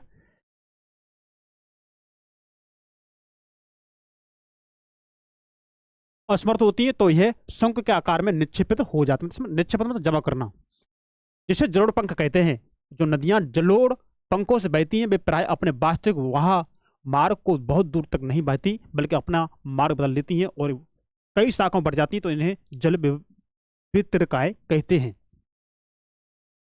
आद्र प्रदेशों में जलोढ़ पंख प्राय निम्न शंकु की आकृति तथा शीर्ष से पाद तक मंद ढाल वाले होते हैं। शुष्क व अर्धशुष्क जलवायु प्रदेशों में ये तीव्र ढाल वाले व उच्च शंकु बनाते हैं। तो देखिए जैसे ये नदी यहाँ से ला रही है जल बहते हुआ, पहाड़ी से ला रही थी, अब आ गई समतल मैदान में, तो यहाँ से जो मिट्टी इसने काटी है तो देखिए उसको ये क्या करे, जमा कर रही है। ये क्या करिए, ये जमा कर दिया इसने, ये कर दिया जमा, ये हमारा बन गया जलोढ़ पंख, है ना, ये हो गया हमारा जलोढ़ पंख। आप इसको ऐसा समझिए कि जैसे आप किसी नदी के किनारे गए होंगे और आप नदी मत मानिए, आपने अपने खेतों में सिंचाई की है ना, आपने अपने खेतों में सिंचाई की है, तो आप अपने खेतों में पानी जो लेके आते हैं, जल लेके आते हैं सिंचाई के लिए, तो एक जो बोलते हैं क्यारी भरा, तो भरा के माध्यम से लेके आते हैं। तो जैसे आपके भरा में पानी बहता ना, तो जैसे आप पानी उसमें गति कम हो जाती है, जैसे जैसे लाइट चली गई, मान लो लाइट चली गई, तो भरा जो बरहा है ना, बरहा जिससे पानी बहता है, जिससे क्यारी में पानी देते हैं, तो उसमें पानी कम हो जाता है। तो क्या देखेंगे इसमें जो साइटों में क्या होता है, अवसाद जम जाते हैं, बालू जैसे थोड़ा वैसा बालू टाइप में जम जाती है, वो हमारे क्या होते हैं, वो हमारे जलोढ़ पंख होते हैं। बस ये समझ लीजिए आप, ऐसे अपने देसी भाषा में इसे कॉन्सेप्ट को अपने माइंड में रखिए, बस हो गया काम आपका। अब देखिए, जब नदियां अपने साथ अवसाद लेके जाती हैं तो अवसाद ये जमा करती हैं यहाँ पर। मान के चलो नदी यहाँ से लाई, अवसाद इसने जमा कर दिया यहाँ पर। अब एक नदी का मार्ग इधर हो गया, एक नदी का मार्ग इधर हो गया, अवसाद यहाँ जमा हो गया, यहाँ भी हो गया और यहाँ भी मार्ग बन गया। तो ये नदी इधर उधर जो भटकी ना, इसे बोलते जल वितरकाएं। क्या बोलते हैं? जल वितरकाएं। अमरनाथ, जम्मू तथा कश्मीर के मार्ग में एक पहाड़ी सरता द्वारा निक्षिप्त जलोढ़ पंख है ये, ठीक है ना। अब देखिए डेल्टा क्या होता है। अब जो जहां जल वितरकाएं बनती है ना, और वितरका किसके माध्यम से बनती है? जो बीच में अवसाद जमा कर दिए। तो जहां जो बीच में अवसाद जमा कर दी जाते हैं ना, उनको हम बोलते हैं डेल्टा। बस ये बात इसमें यहाँ लिख दी। देखिए, डेल्टा जलोढ़ पंखों की ही भांति होते हैं, है ना। मैं क्या वही बात लिखी हुई है, देखिए बस थोड़ा समझना हमें। लेकिन इनके विकसित होने का स्थान भिन्न होता है। ये कहाँ भिन्न होते हैं? ये कहाँ होते हैं? ये आपके समुद्री क्षेत्र में होते हैं। जैसे आपका ये गंगा नदी और ब्रह्मपुत्र नदी, जहां पर ये समुद्र किनारे जहां अपने अवसाद को छोड़ती हैं, जहां अपना पानी छोड़ती हैं लास्ट में समुद्र में, तो वहां क्या करते हैं? वहां बहुत सारे अवसाद होते हैं और वही अवसाद डेल्टा कहलाते हैं, ठीक है ना। नदी अपने लाए हुए पदार्थों को समुद्र में किनारे बिखर देती है। और अगर देखिए जैसे इसमें किया है ना, तो ये जो नदी अपने द्वारा अवसाद लेके आ रही है, तो देखिए यहाँ पर जमा कर दी, तो यहाँ पर बनेगा डेल्टा। ये बन गया डेल्टा, जिसके आकार पक्षी जैसा दिख रहा है। तो ये है कृष्णा नदी डेल्टा, जो आंध्र प्रदेश के भाग का उपग्रह द्वारा लिया गया एक चित्र है, उपग्रह द्वारा, सैटेलाइट द्वारा, है ना। देखिए, यह भार समुद्र में दूर तक नहीं ले जाया गया होता है, तो यह तट के साथ ही शुष्क के रूप में एक साथ फैल जाता है और जलोढ़-पंखी के विपरीत डेल्टा निक्षेप व्यवस्थित होता है। जलोढ़-पंख के रूप में एक डेल्टा के रूप में इसको निक्षेप कर दिया जाता है और इनका जलोढ़ विस्तृत होता है, अर्थात मोटे पदार्थ तट के निकट, जो मोटे पदार्थ हैं वो तो तट के निकट जमा हो जाएंगे, लेकिन बारीक कण जैसे चीका मिट्टी, गाद आदि सागर में दूर तक जमा हो जाते हैं। जैसे जैसे डेल्टा का आकार बढ़ता है, नदी वितरकाओं की लंबाई बढ़ती जाती है। जितना बड़ा डेल्टा होगा उतनी बड़ी आपकी लंबी जो वितरकाएं हैं वो होंगी, और डेल्टा सागर के अंदर तक बढ़ता रहता है जैसा जमाव होगा, है ना। ये तो कॉमन सेंस वाली बात है, छोटी मोटी बातें, तो ये तो थोड़ा बहुत आपको भी समझना पड़ेगा। अब देखिए, बाढ़ मैदान, प्राकृतिक तटबंध तथा विसर्पिरोधकाएं। बाढ़ मैदान मतलब जहां तक आपकी नदी का जल पहुंच जाता है। जैसे देखिए, जहां भी नदी आपकी बह रही है, अब देखिए मैं आपको बता दूं, जैसे कि आपकी नदी, मैं यही बता रहा हूं, आपकी नदी पहले यहां बह रही थी, यहां बह रही थी। अब आपको पता है कि हमारी ये प्राकृतिक तटबंध है, अगर ये टूट जाए यहां से नदी के, तो हमारा जल यहां तक बहता है, यहां तक, तो यहां तक आपका हो गया ये बाढ़ क्षेत्र। सिंपल भाषा, ठीक है। बस हमें ज्यादा इसमें रोकट सांस तो है नहीं ये, हमें अपना इसमें क्यों इतना दिमाग लड़ना है। हमें अपने इस मेन जो बात है हम उसको समझेंगे ना, लिखा लिखा रहने दो। प्राकृतिक तटबंध, अब बताइए नदियां के जो तट है ना, ये इनके बीच में जल बह रहा है, तो ये किसने बनाए? क्या आपने बनाए? नहीं, ये अपने बने हैं। तो ये बनते हैं हमारे प्राकृतिक तटबंध। विसर्पिरोध कहाँ है? नदी हमारी लहर लहर चलती है। अब ये कभी क्या करेगी, यहाँ से ये नदी बह जाएगी, अलग हो जाएगी, ये भी हम पढ़ेंगे इसमें। तो हम क्या करेंगे, इससे सारी चीज इसमें पढ़ेंगे अभी। देखिए, जिस प्रकार अपर्दन से घाटियां बनती हैं, उसी प्रकार निक्षेपण से बाढ़ के मैदान विकसित होते हैं। तो देखिए दोस्तों, टॉपिक थोड़ा है ना, मैंने कहा थोड़ा शब्द इसका कठिन है, लेकिन है बहुत ही जी। तो आप इसे मिस बिल्कुल ना करें, आप वीडियो पूरा देखें। जब आप इसे पूरा देख लेंगे ना, पूरा देख लेंगे, तो आपके जो भी इसके जो डाउट बनते हैं ना कि ये स्थल आकृति कैसे बन गई, ये विसर्प क्या होता है, डेल्टा कैसे बनते हैं, अवनमित कुंड क्या होते हैं, जलप्रपात क्या होते हैं, गोखुर झील क्या होती है, विसर्प क्या होते हैं, तो बनते कैसे, सारे डाउट आपके इसमें क्लियर हो जाएंगे। और हाँ, हिम नदियों के माध्यम से कौन सी आकृति बनती है, हम इसमें ये भी पढ़ेंगे, ठीक है। जो बर्फ है ना, बर्फ की नदियां, वो भी अपने साथ कटाव करती हैं। तो अभी हम पढ़ेंगे इसको, है ना, उसको हम उसी जगह पे डिफाइन करेंगे। अब हम देखिए आगे बढ़ते हैं, हम इसको पढ़ते आगे। तो वही कहूँगा आपसे कि अगर आपने अभी सेशन को अगर दोस्तों शेयर नहीं किया हो तो कर दीजिए, वीडियो लाइक कर दीजिए, और अगर आपको वीडियो अच्छी लगती है तो इसे लाइक करें, दोस्तों पर शेयर करवाएं, और आप भी से बोलो उनसे भाई इसे लाइक भी करो, शेयर भी करो, और हाँ सब्सक्राइब भी करवाओ। बाढ़ के मैदान नदी निक्षेपण के मुख्य स्तर रूप हैं। जब नदी तीव्र ढाल से मंद ढाल में प्रवेश करती है तो बड़े आकार के पदार्थ पहले ही निक्षेपित हो जाते हैं। भाई ये तो पता है ना, जो चीज भारी होगी वो तो पहले जम जाएगी ना, हल्की है वो तरती की बाद में जम जाएगी। तो ये कह रहे हैं कि जो बड़े बड़े कंकड़ पत्थर होते हैं वो पहले ही जम जाते हैं। उसके बाद आप देखें थोड़ी दूर जा करके जो महीन महीन कण होते हैं ना, बालू रेत चिकनी मिट्टी किले वगैरह जो बोलते हैं, गाद वगैरह, तो ये जम जाती हैं। ये बात है। तो इस प्रकार बारीक पदार्थ जैसे रेत, चीका, मिट्टी और गाद आदि अपेक्षाकृत मंद ढालों पर बहने वाली कम वेग वाली जलधाराओं में मिलते हैं और जल बाढ़ आने पर पानी तटों पर फैलता है। क्या होगा, जैसे जल ऊपर से बढ़ रहा है तो पानी तटों पर फैल जाएगा, तो उसे तल पर जमा हो जाते हैं। नदी निक्षेप से बने ऐसे तल सक्रिय बाढ़ के मैदान कहलाते हैं। तलों से ऊंचाई पर बने तटों को असक्रिय बाढ़ के मैदान कहते हैं। अब देखिए, असक्रिय बाढ़ के मैदान जो तटों के ऊपर यानी ऊंचाई होते हैं, मुख्य दो प्रकार के निक्षेपों से होते हैं, जैसे बाढ़ निक्षेपों व सरता निक्षेपों। मैदानी भागों में नदियां प्राय क्षैतिज दिशा में अपना मार्ग बदलती हैं, क्षैतिज दिशा में अपना मार्ग बदलती हैं और कटा हुआ मार्ग धीरे धीरे भर जाता है। और बाढ़ मैदान के ऐसे क्षेत्र जो नदियों के कटे हुए या छूटे हुए भाग हैं उनमें स्थूल पदार्थ के जमाव होते हैं, मतलब स्थूल छोटे छोटे पदार्थ है ना। ऐसे जमाव जो बाढ़ के पानी में के फैलने से बनते हैं अपेक्षाकृत महीन कणों, चिकनी मिट्टी, गाद आदि के होते हैं। अब देखिए इसमें जो इसमें दिखा रहे हैं ना, प्राकृतिक तटबंध, ये बिसर्पी रोधकाओं का चित्र देखिए। आपकी जो नदी बह रही है ना, ये आपकी बह रही है नदी, ये बह रही है आपकी नदी बह रही है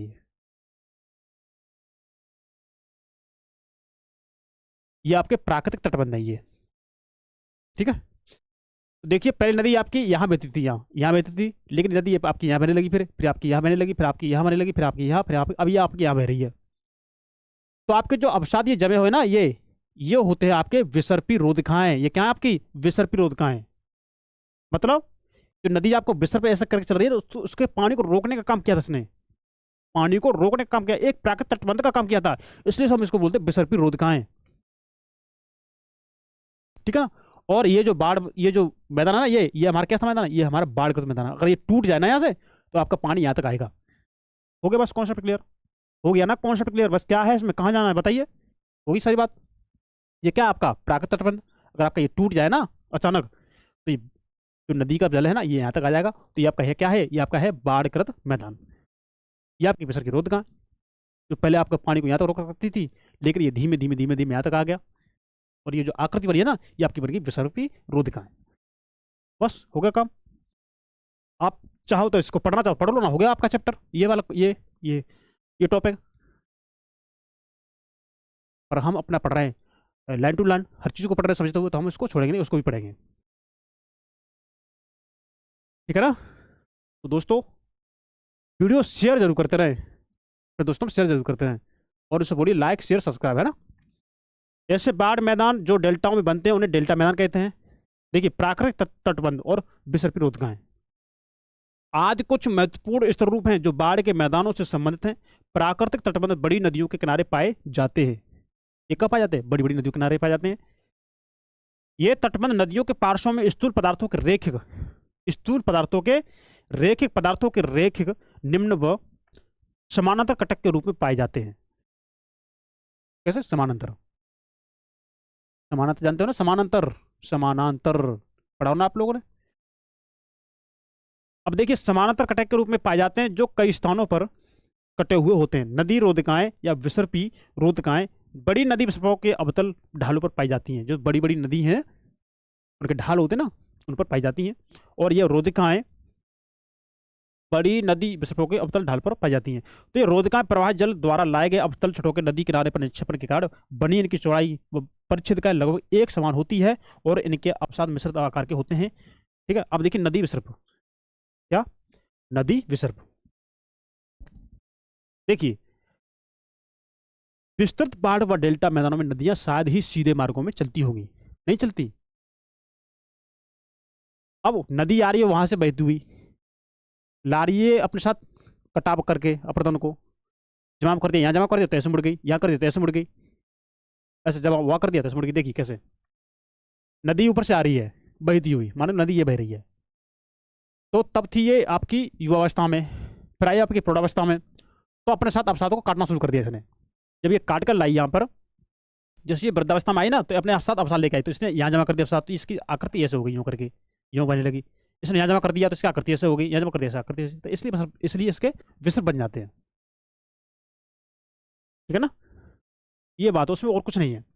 देखिए, विस्तृत बाढ़ व डेल्टा मैदानों में नदियां शायद ही सीधे मार्गों में बहती होगी। बाढ़ व डेल्टा मैदानों में लूप जैसे चैनल प्रारूप विकसित होते हैं, जिन्हें विसर्प कहा जाता है, मतलब ऐसे चल के यूं करके, ठीक है। चित्र 6.7, विसर्प एक स्थिर रूप न होकर एक प्रकार का चैनल प्रारूप है। नदी विसर्प के निर्मित होने के कारण निम्नलिखित मंद ढाल पर बहते जल में तटों पर क्षेत्र या पार्श्विक कटाव के करने की प्रवृत्ति का होना। कटाव भी तो करेगा ये। नंबर 2, तटों पर जलोढ़ का अनियमित व असंगठित जमाव, जिससे जल के दबाव का नदी पार्श्व बढ़ना। नदी का पार्श्व है, मतलब इसके बीच में जल बह रहा है, तो भाई जब ये कटाव नहीं करेगी नीचे से, तो ये पार्श्व का कटाव करेगी, उसका आकार बढ़ेगा, ये बात है। नंबर 3, प्रवाहित जल का कोरियोलिस प्रभाव से विक्षेपण, ठीक उसी प्रकार जैसे कोरियोलिस बल से वायु प्रभाव विक्षेपित होती है। ये इन्होंने बताया कोरियोलिस बल, तो आपको पता है कोरियोलिस बल, शायद हमने आपको पढ़ाया भी है। हाँ, अगर आप क्लास कंटिन्यू कर रहे हैं तो आप लोग को हमने पढ़ाया भी है। जब चल की ढाल प्रवणता अत्यधिक मंद हो जाती है तो नदी में पानी का प्रवाह धीमा हो जाता है तथा पार्श्वों का कटाव अधिक होता है। नदी तटों पर थोड़ी सी अनियमितताएं भी धीरे धीरे मोड़ों के रूप में परिवर्तित हो जाती हैं, धीमे धीमे मोड़ के रूप में चेंज हो गई। यह मोड़ नदी के अंदरूनी भागों में जलोढ़ जमाव के कारण गहरे हो जाते हैं। कैसे गहरे हो जाते हैं? और बाहरी किनारा अपर्दित होता रहता है। अगर अपर्दन, निक्षेपण तथा निम्न कटाव न हो तो विसर्प की प्रवृत्ति कम हो जाती है। तो फिर विसर्प होगा ही नहीं, कम होगा। प्राय बड़ी नदियों के विसर्प में अवतल किनारे पर सक्रिय निक्षेपण हो जाते हैं, तो उत्तल किनारों पर अधोमुखी कटाव होते हैं और अवतल किनारों पर कटाव किनारों के रूप में भी जाने जाते हैं। ठीक है, अब देखिए, अब आपको पता है कि नदी, हम इसको थोड़ा चित्र है ना ये समझ ले रहे हैं। जब इस समझ लेंगे इसको तो फिर हम इसको एक बार पढ़ेंगे भी नहीं तो भी कब चल जाएगा, हम फिर भी पढ़ेंगे। देखिए, ये नदी आपके, ये है आपकी वृद्धावस्था में, तो नदी ऐसे आपके साथ ये तल में बह रही है, देखिए बह रही है, ये बह रही है, तो ये आपकी विसर्प है। क्या है? ये विसर्प है। अब आपकी जो ये झील बन रही है, ये झील, ये छाड़न झील, ये चाप झील बोलते हैं हम इसे, ये कैसे बनती है? देखिए मुजफ्फरपुर बिहार के समीप विसर्पी बूढ़ी गंडक नदी दर्शाने वाला उपग्रह से दिया गया चित्र है, जिसमें कई छाड़न झीलें दिखाई गई हैं। तो ये किसे ऐसे हम छाड़ झील भी बोलते हैं। अब देखिए, ये नदी हमारी ऐसे बह रही है करके, ये बह रही है ना, ये बह रही है, ये बह रही है। अब इसमें देखिए, ये हमारी है विसर्पी रोधकाएं, जैसे मैंने आपको पहले बताया। अब ये विसर्पी रोधकाओं से देखेंगे, अब ये छाड़ झील बन गई, ये भाग आपका अलग हो गया, कट करके ये भाग अलग हो गया। कैसे हुआ पता है? ये ऐसे वजह से नदी आपकी यूँ बह रही है करके, ये बह रही है करके, यूँ बह रही है करके, ये बह रही है, ये बहते बहते ये ऐसे और ऐसे मिलने लगी। अब ये नदी ये होकर बहती आई, बहती आई, बहती आई, ये भाग इसने छोड़ दिया, ये छोड़ दिया। अब यही भाग आपका बन गया छाड़न झील। बस हो गया कॉन्सेप्ट क्लियर। कहाँ इसमें मूड मारना, बताइए? कुछ नहीं करना इसमें, बस सीधी सिंपल सीधी बात लिखी हुई है और कुछ नहीं है। मतलब कॉन्सेप्ट सीधे आपके, शब्द इसमें थोड़े कठिन कर दिए और कुछ नहीं है। देखिए, अब आप ये बताइए कि जो हमने यहाँ तक आपको पढ़ा दिया है, ऐसी कोई बात जो आपको समझ में आई हो, और बात मैंने आपको कॉन्सेप्ट सहित आपको बता दी है, पढ़ के बताइए, समझा के बताइए हर चीज आपको। देखिए, विसर्प वृद्धि एवं छाड़न लूप तथा इसका ढाल, ये आपको हमने दिखा दिया। देखिए, जो अधिक अपतन से तीव्र कगार के रूप में परिवर्तित हो जाता है। अब देखिए, जो इसमें छटके, जो इसका भाग जो टूट के लगा हुआ है ना, ये भाग, अब इसी भाग को टूटने की क्रिया को इसमें लिख दिया, भर भर के लिखा है इसको, और हमने कॉन्सेप्ट हमने समझ लिया थोड़ी, मात्र 1 मिनट में ही, है ना। अब देखिए, उत्तल किनारों का ढाल मंद होता है और विसर्पों के गहरे छल्ले के आकार में विकसित हो जाने पर ये अंदरूनी भागों में अपरदन के कारण कट छट जाते हैं और गोकुर झील बन जाती है। बस वही बात उसने लिख दिया ना, वही बात।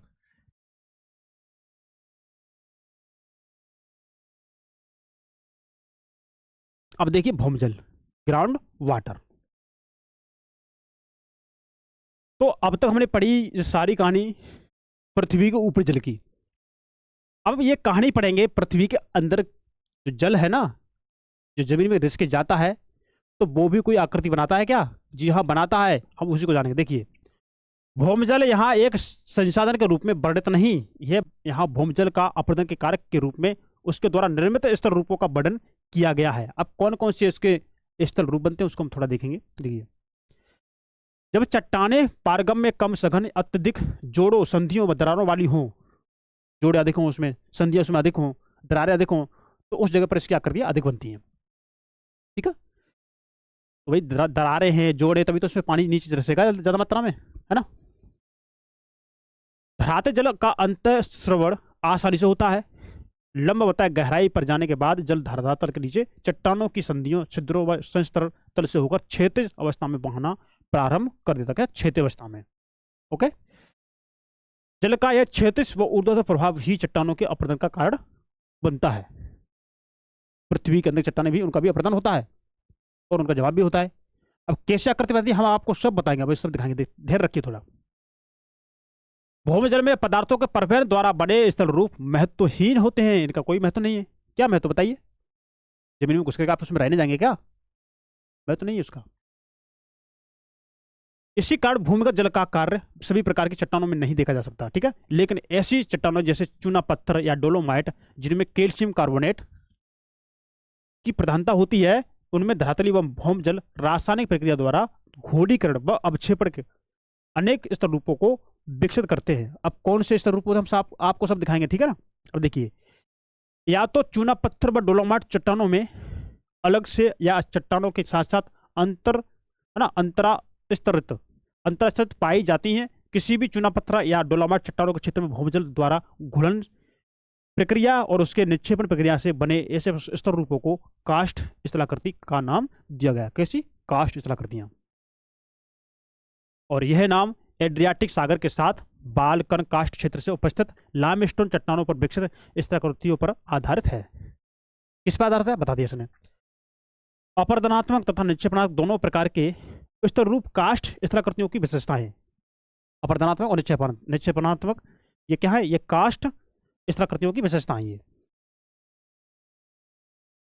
अपर्दित स्तर रूप कुंड, बोलते पूल्स, घोलरंध्र, लेपीज, है ना, लेपीज, और चूना पत्थर वाले चबूतरे।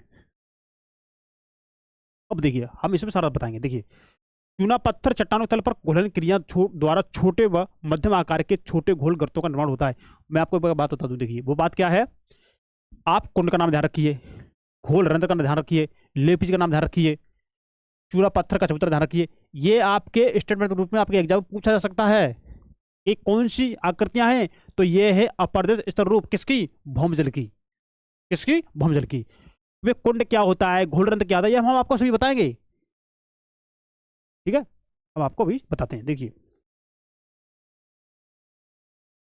ये है हमारे, ये है ना, ये हम आपको भी बताएंगे। थोड़ा ध्यान रखिए, थोड़ा हम पढ़ लेते हैं। तो ऐसे इसमें कोई चीज है जो आपको समझ में ना आए, शब्द चाहे कैसे भी लिखूं मैं, कोई इसकी दिक्कत नहीं है, लेकिन कॉन्सेप्ट आपको एक ही मिलेगा।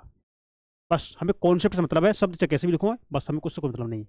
देखिए, जिनके बेले पर इन्हें बेलेन रंध्र, स्वेलो बोलते हैं, हम स्वेलो होर्स कहते हैं, घोल रंध्र काष्ठ क्षेत्रों में बहुतायत में पाए जाते हैं, बहुत मात्रा पाए जाते हैं। ये घोल रंध्र का एक प्रकार के छिद्र होते हैं जो ऊपर से वृत्ताकार और नीचे कीप की आकृति के होते हैं। ऊपर तो होंगे वृत्ताकार, लेकिन नीचे कीप की आकृति के, और इनका क्षेत्रीय विस्तार कुछ वर्ग मीटर से हेक्टेयर तक तथा गहराई आधा मीटर से 30 मीटर तक या उससे अधिक होती है। इनमें से कुछ का निर्माण अकेले घुलन प्रक्रिया द्वारा ही होता है। किसके द्वारा? घुलन प्रक्रिया के द्वारा होता है। और कुछ अन्य पहले घुलन प्रक्रिया द्वारा बनते हैं।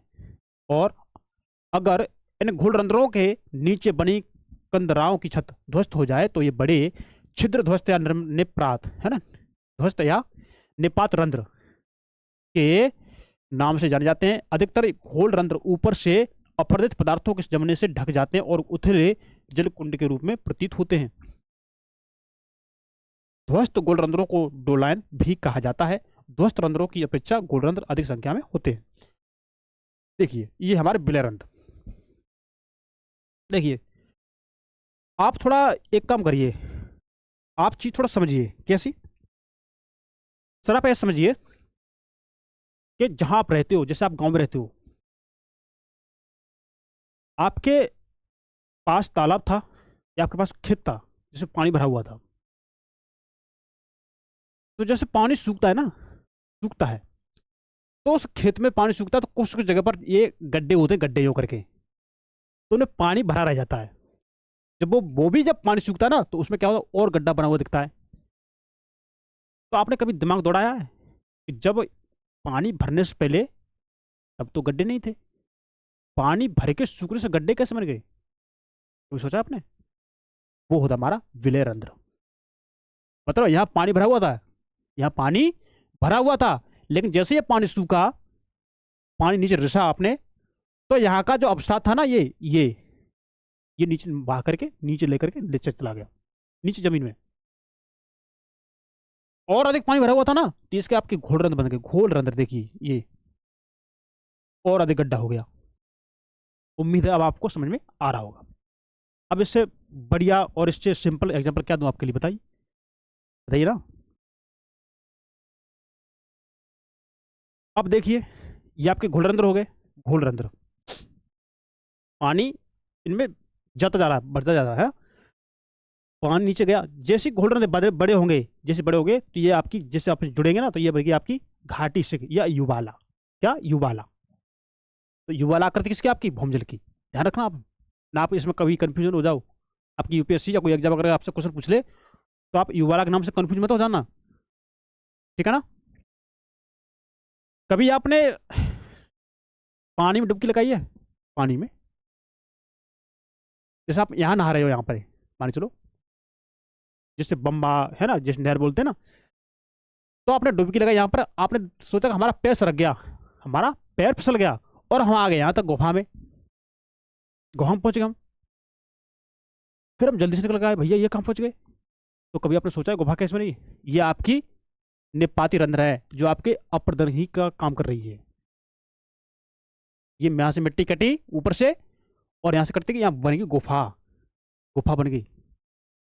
मैंने तो ये चीजें, ये मैं यकीन बताऊँ ना, इस तरह की चीज तो मैंने तो अपनी लाइफ में जी है, मतलब जीवन में देखी है। तो इसलिए तो मुझे ज्योग्राफी है ना, इसलिए मुझे ज्योग्राफी बड़ा आसान लगता है। ज्योग्राफी मैंने इस चीजों को सारे में अपने जीवन में अनुभव अनुभव किया है, अपनी चीजों से लिंक किया है इन चीजों को। तो आपको ज्योग्राफी तभी पसंद आएगी, तभी समझेंगे जब इन चीजों को अपने आप जीवन से लिंक करिए। थोड़ा देखिए इसको, बस हो गया काम। अब देखिए, आपने मूवी देखी होगी, मूवी, तो आपने कभी देखी है भूत की मूवी, जिसमें क्या करते हैं, जिसमें बलि वगैरह देते हैं ना, दिखाते हैं उसमें। तो उसमें उस मूवी में देखेंगे कि एक खंबे लगे होते हैं अंदर गुफा में, गुफा होती है ना गुफा में, तो गुफा में खंबे होते हैं और यहीं पे मूवी शूट सेट, मतलब शूटिंग करते हैं वहां पर, मतलब दिखाने के लिए, डराने के लिए। वो रियल नहीं होती, मतलब दिखाने के लिए होती है। ये गुफा होती है। तो ये जो पिलर से लगे होते हैं ना, ये पिलर किसी आदमी ने लगाए क्या? नहीं, ये ऊपर से जो जल भरा हुआ था, यहाँ से जो भी कैल्शियम था वो ये जम गया है यहाँ पर, और ऊपर की चट्टान बनी ना, ये इसे बोलते हैं स्टेलेक्टाइट। ये और नीचे वाली ये जो बनी जो चट्टान है इसे बोलते हैं स्टेलेग्माइट। और ये जो बना है ना इसे बोलते हैं स्तंभ। तो देखते हैं हीरो आता है और उसे मतलब गुंडे को मारता है, तो ये गुंडा लगा इस चट्टान में तो ये टूट गया। तो कभी आपने सोचा है कि इस चट्टान जो बनी है गुफा में, तो ये पिलर जो बने हुए किसके बने हैं? किसी आदमी ने बनाया क्या? नहीं, ये भौमजल की आकृति है, निक्षेपण है उसका। अब आपको बातें सारी समझ में आ रही होंगी। बस इसमें यही कॉन्सेप्ट है और इसी इसी बात को इन्होंने देखिए कितने पेज में लिख दिया है। बस काम तुम्हारा खत्म हो गया समझाने का।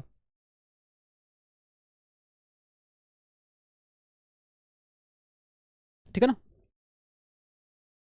चलो पढ़ ही लेते हैं हम एक बार इसको, समझ तो गई। देखिए, सामान्यतः धरातलीय प्रवाहित जल घोल रंध्रों व बेलन रंध्रों से गुजरता हुआ अंतर है ना, अंतर्भूमि नदी, अंतभूमि नदी के रूप में विलीन हो जाता है और फिर कुछ दूरी पश्चात किसी कंदरा से भूमिगत नदी के रूप में फिर निकल आता है। सब थोड़े ऐसे हैं, सब देश के ऐसे हैं, है ना। अब देखिए, जब घोल रंध्र व डोलान इन कंदराओं की छत के गिरने से या पदार्थों के स्खलन द्वारा आपस में मिल जाते तो लंबी तंग तथा विस्तृत खाइयां बन जाती, जैसे मैंने आपको दिखा दिया ना, ये रहा। ये ऐसी खाई बन जाती हैं, ऐसी खाई बनती हैं, ठीक है, जिन्हें घाटी रंध्र या युवाला कहते हैं। बताइए, अगर आप, मैं आपको ऐसे ही पढ़ाना शुरू कर देता, यकीन मानिए, या क्या पढ़ रहे हैं ना, ये कुछ हवा भी नहीं लगती है ऐसे कॉन्सेप्टों की। और अगर आपके एग्जाम में इससे कुछ समझ आता है ना, बोलते हैं हवा नहीं आती, मतलब ये दिमाग में कोई सुराख ही नहीं आता कि हमने कभी पढ़ा ही नहीं पढ़ा, हवा नहीं लग रही, ये तो बोलते हैं हवा नहीं लग रही, ये बात है। अब देखिए, धीरे धीरे चूनायुक्त चट्टानों के अधिकतर भाग इन गर्तों व खाइयों के हवाले हो जाते हैं, और पूरे क्षेत्र में अत्यधिक अनियमित पतले व नुकीले कटक आदि रह जाते हैं, जिन्हें लेपिस कहते हैं। इन कटकों या लेपिस का निर्माण चट्टानों की संधियों में भिन्न घुलन प्रक्रियाओं द्वारा होता है। कभी कभी लेपिस के ये विस्तृत क्षेत्र समतल चूनायुक्त चबूतरे में परिवर्तित हो जाते हैं, ठीक है।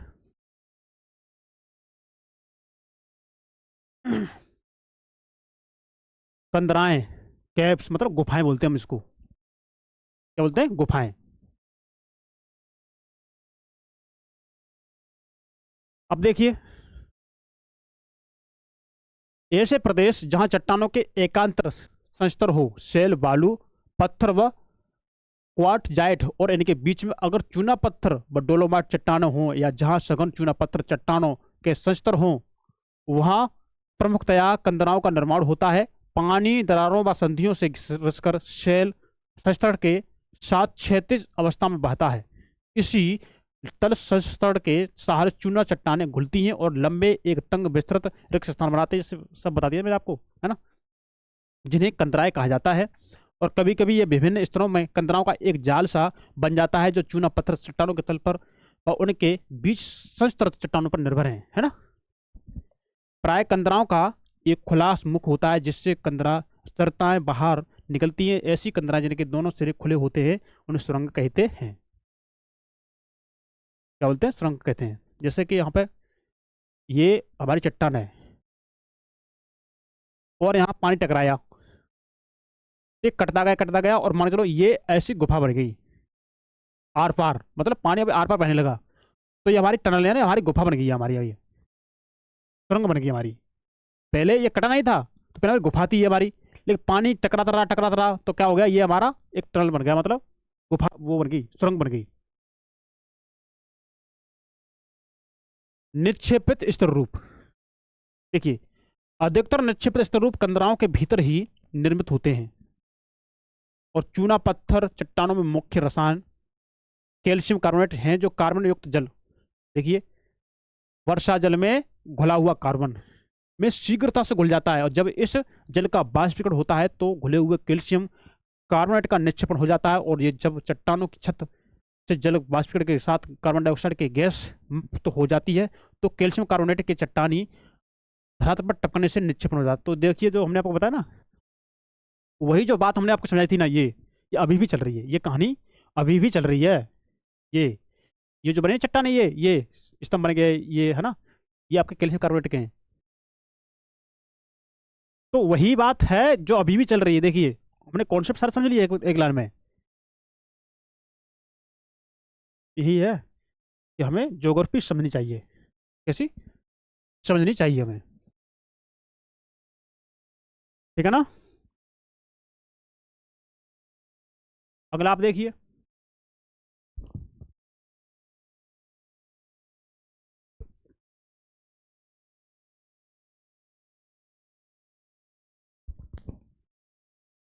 स्टेलेक्टाइट, और वही स्टेलेक्टाइट ऊपरी हिस्सा, और स्टेलेग्माइट नीचे हिस्सा, और स्तंभ, यही बात हो रही है। मैं क्या कह रहा हूँ, ये बार बार वही बात बोल रहे हैं, वही, और ये बात आपकी यहाँ तक चलेगी। देखिए, स्टेलेक्टाइट ये रहा, स्टेलेग्माइट ये रहा, स्तंभ आपका ये रहा, ये बना किसका, कैल्शियम कार्बोनेट का, जमने से, है ना। वही बात है, एक बात को उन्होंने इतनी बार लिख दिया है ना, और उन्होंने लिखा है अपने समझाने के लिए कि अगर बच्चा जिसे कुछ समझाने वाला ना हो, अगर खुद ही पढ़े ना वो, तो समझ जाए, तो उन्होंने इस हिसाब से लिख दिया है, ठीक है ना। तो दोस्तों, कैसी लग रही है आपको क्लास, हाँ, कमेंट करके जरूर बताएं, लिंक को शेयर करें, नंदिनी आई इसके यूट्यूब चैनल को सब्सक्राइब करें और करवाएं। ठीक है, चलिए आगे बढ़ते हैं, पढ़ते हैं हम इसको।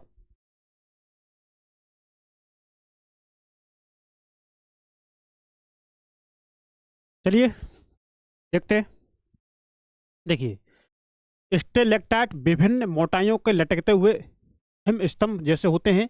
प्राय ये आधार पर या कंदरा छत के पास मोटे होते हैं, ऊपर मोटे नीचे पतले, और अंत के छोर पर पतले हो जाते हैं। ये अनेक आकारों में दिखाई देते हैं। स्टेलेग्माइट कंदराओं के फर्श से ऊपर की तरफ बढ़ते हैं। वास्तव में स्टेलेग्माइट कंदराओं की छत से धरातल पर टपकने वाली चूना मिश्रित जल से बनते हैं। ये स्टेलेक्टाइट के ठीक निचले पतले पाइप की आकृति में बनते हैं, और स्टेलेग्माइट एक स्तंभ के एक चपटी तस्तरीनुमा आकार में या समतल अथवा क्रेटरनुमा गड्ढे के आकार में विकसित हो जाते हैं। ये विभिन्न मोटाई के स्टेलेग्माइट तथा स्टेलेक्टाइट में मिलने से स्तंभ और कंदरा स्तंभ बनते हैं। इसकी बात हो रही है, ये रे है ना, ये लटक रहे हैं ये, और ये इस वाले, और इसी आपकी ये बन गया स्तंभ। इस चूना मिश्रित, ये चूना मिश्रित पदार्थ होता है। अब देखिए हिमनद, हिमनद देखिए पृथ्वी पर परत के रूप में हिम प्रवाह या पर्वतीय ढालों से घाटियों में रेखी प्रवाह के रूप में बहते हिम सहिति को हिमनद कहते हैं। महाद्वीपीय हिमनद या गिरिपद हिमनद में वे हिमनद हैं जो बृहत समतल क्षेत्र पर हिम परत के रूप में फैले हों, तथा पर्वतीय या घाटी हिमनद वे हिमनद हैं जो पर्वतीय ढालों में बहते हैं, पर्वत ऊपर से नीचे की तरफ बहते हैं। प्रवाहित जल के विपरीत हिमनद प्रभाव बहुत धीमा होता है। हिमनद प्रतिदिन कुछ सेंटीमीटर या इससे कम से लेकर कुछ मीटर तक प्रभावित होते हैं, मतलब कुछ सेंटीमीटर या कुछ मीटर तक प्रभावित होंगे प्रतिदिन। हिमनद मुख्यतः गुरुत्व बल के कारण गतिमान होते हैं। किसके कारण? गुरुत्व बल के कारण। ठीक है ना, जैसे ये आपकी ये आपकी हिमनद बर्फ की नदी है, और ये आपकी बर्फ है। देखिए ये रही सफेद, ये एक दिन में कुछ सेंटीमीटर या कुछ मीटर तक बह पाती है ना, ऐसे बोलते हैं। हिमनद की घाटी है। अब देखिए, हिमनदों से प्रबल अपरदन होता है, जिसका कारण इसके अपने भार से उत्पन्न घर्षण है। हिमनद द्वारा कर्षित चट्टानी पदार्थ प्राय बड़े गोलासों में शैलखंड इसके तल में ही इसके साथ घसीटते जाते हैं, मतलब तल में ही इसका अपरदन होता जाता है चट्टानों का इसके साथ, है ना।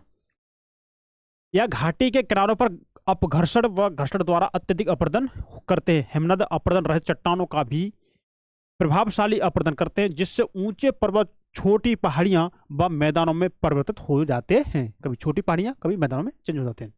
हिमनद के लगातार संचलित होने से हिमनद मलबा हटता होता है और विभाजक नीचे को हो जाता है, और कालांतर में ढाल इतने निम्न हो जाते हैं कि हिमनद की संचलन शक्ति समाप्त हो जाती है, मतलब बह नहीं पाते वो, है ना हिमनद।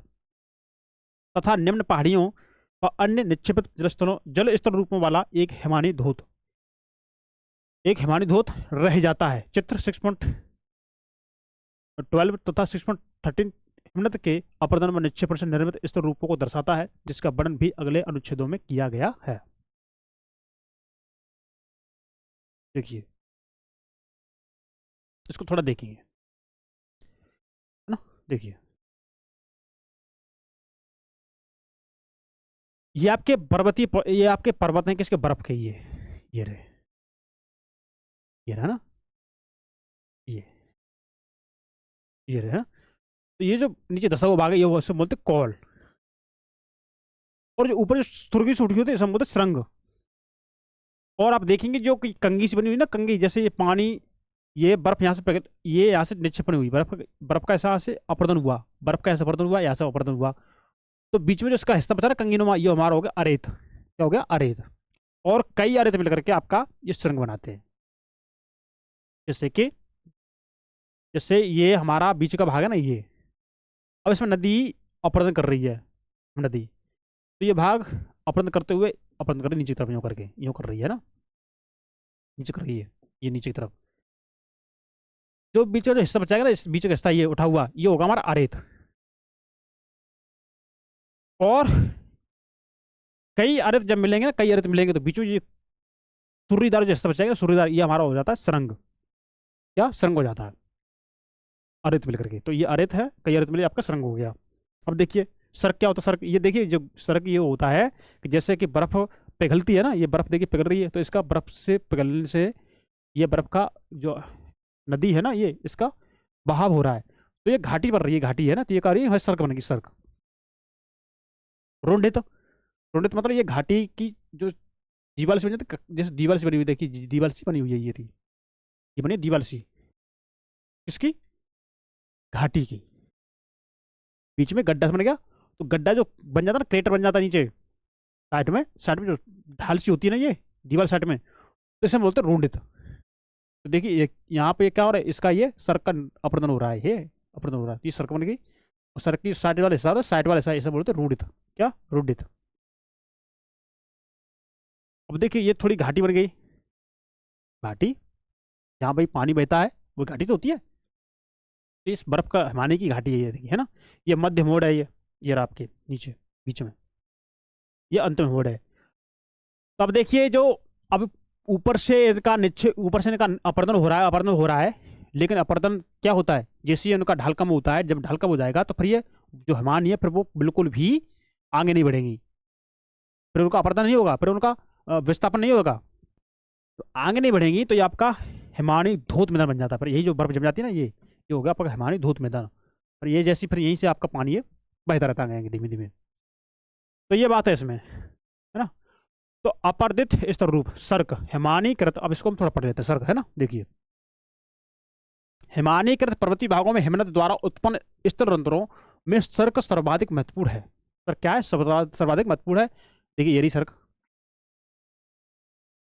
ये ठीक है, इसकी बात हो रही सर्क, ये घाटी बन गई है बर्फ की, है ना, एक तरह क्या है, घाटी है हिमनद की। अधिकतर सर्क हिमनद घाटियों के शीर्ष पर पाए जाते हैं, एकत्रित हिम पर्वतीय क्षेत्रों से नीचे आती हुई सर्क को काटती हैं, क्या करती हैं, सर्क को काटती हैं, और सर्क गहरे लंबे व चौड़े गर्त जिनकी दीवार तीव्र ढाल वाली, सीधी या अवतल होती है, कैसी, तीव्र ढाल वाली, सीधी एकदम तीव्र ढाल वाली, ऐसे ही होकर के खड़ी हुई होकर के, ऐसे, ठीक है।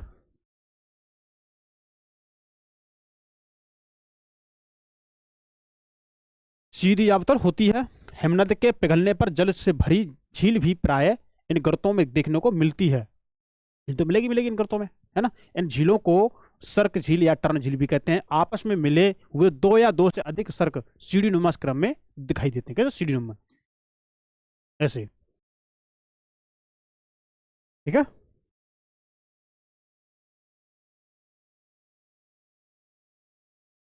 अब देखिए हॉर्न या ग्रीष्रंग और सिरेटेड कटक, सर्क के शीर्ष पर अपर्दन होने से हॉर्न निर्मित होते हैं। यदि तीन या अधिक विकिरणित हिमनद निरंतर शीर्ष पर तब तक अपर्दन जारी रखते हैं जब तक उनके तल आपस में मिल ना जाए, तो एक तीव्र किनारी वाली नुकीली चोटी का निर्माण होता है जिन्हें हॉर्न कहते हैं, और लगातार अपर्दन से सर्क के दोनों तरफ की दीवारें तंग हो जाती हैं और इस आकार की कंघी आगरी के समान कटकों के रूप में हो जाते हैं, जिन्हें अरेत कहते हैं, जिसे मैंने आपको दिखा दिए। और इनका ऊपरी भाग नुकीला तथा बाहरी आकार टेढ़ा मेढ़ा होता है। इन कटकों का चढ़ना प्राय असंभव होता, मतलब इन पर चढ़ नहीं सकते, इन पर आप चढ़ नहीं सकते,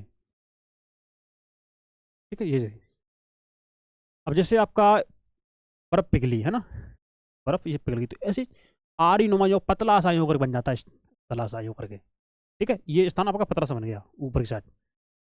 अब आप इस पर कैसे चढ़ जाओगे बताओ, ये बर्फ आपकी पिघलेगी, या पिघलेगी, या पिघलेगी, पिघली पिघली पिघली पिघली, आपकी ऐसी आकृति बन गई, पीछे से भी ऐसी होगी, आगे से भी ऐसे होगी, तो ये आपकी बन जाती क्या, ये पहले अरे तो हो गई, फिर आपकी सरंग बन जाएगी ऊपर सरंग, ठीक है, ये बात है और कुछ नहीं,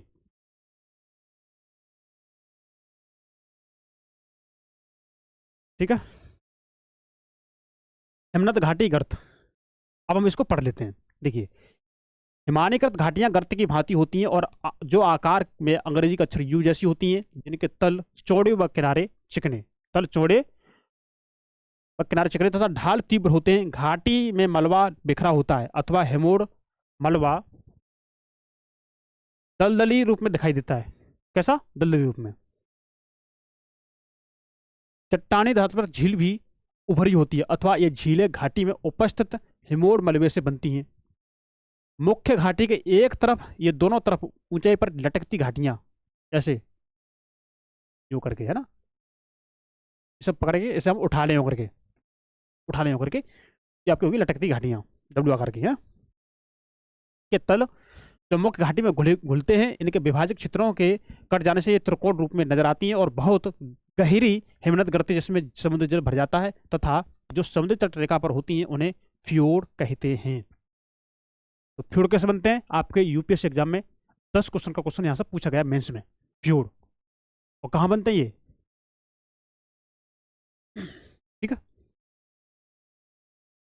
देखिए, निक्षेपित स्तर रूप, पिघलते हुए हिमनद के द्वारा मिश्रित रूप में भारी व महीन पदार्थों का निक्षेप हिमोड़ या हिमनद गोलाश्म के रूप में जाना जाता है।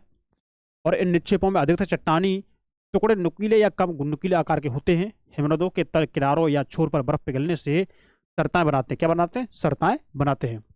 और कुछ मात्रा में शेल मलबा ऐसे पिघले जल से बनी सरता में प्रभावित होकर निक्षेपित होता है। और ऐसे हिमनदी जलोढ़ निक्षेप हिमानी घोत या धोत, हिमानी धोत कहलाते हैं। और हिमोड़ निक्षेप के विपरीत हिमानी धोत प्राय स्तरीकृत वर्गीकृत होते हैं। हिमनद अपेक्ष में अपक्षेप में चट्टानी टुकड़े गोल किनारों वाले होते हैं और हिमनद क्षेत्रों के मुख्य निक्षेपित स्वरूप दर्शाए गए हैं। तो वही बात इन्होंने लिख दी जो हमने आपको पहले समझाई हुई है, ठीक है।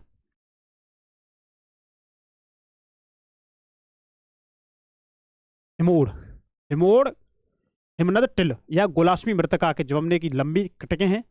अंत अंतस्थ हिमोड़ हिमनद के अंतिम भाग में मलबे के निक्षेप से बनी लंबी कटकें पार्श्विक हिमोड़ हिमनदी घाटी की दीवार के समानांतर निर्मित होते हैं। पार्श्विक हिमोड़ अंतस्थ हिमोड़ से मिलकर घोड़े की नाल या अर्ध चंद्राकार कटक का निर्माण करते हैं।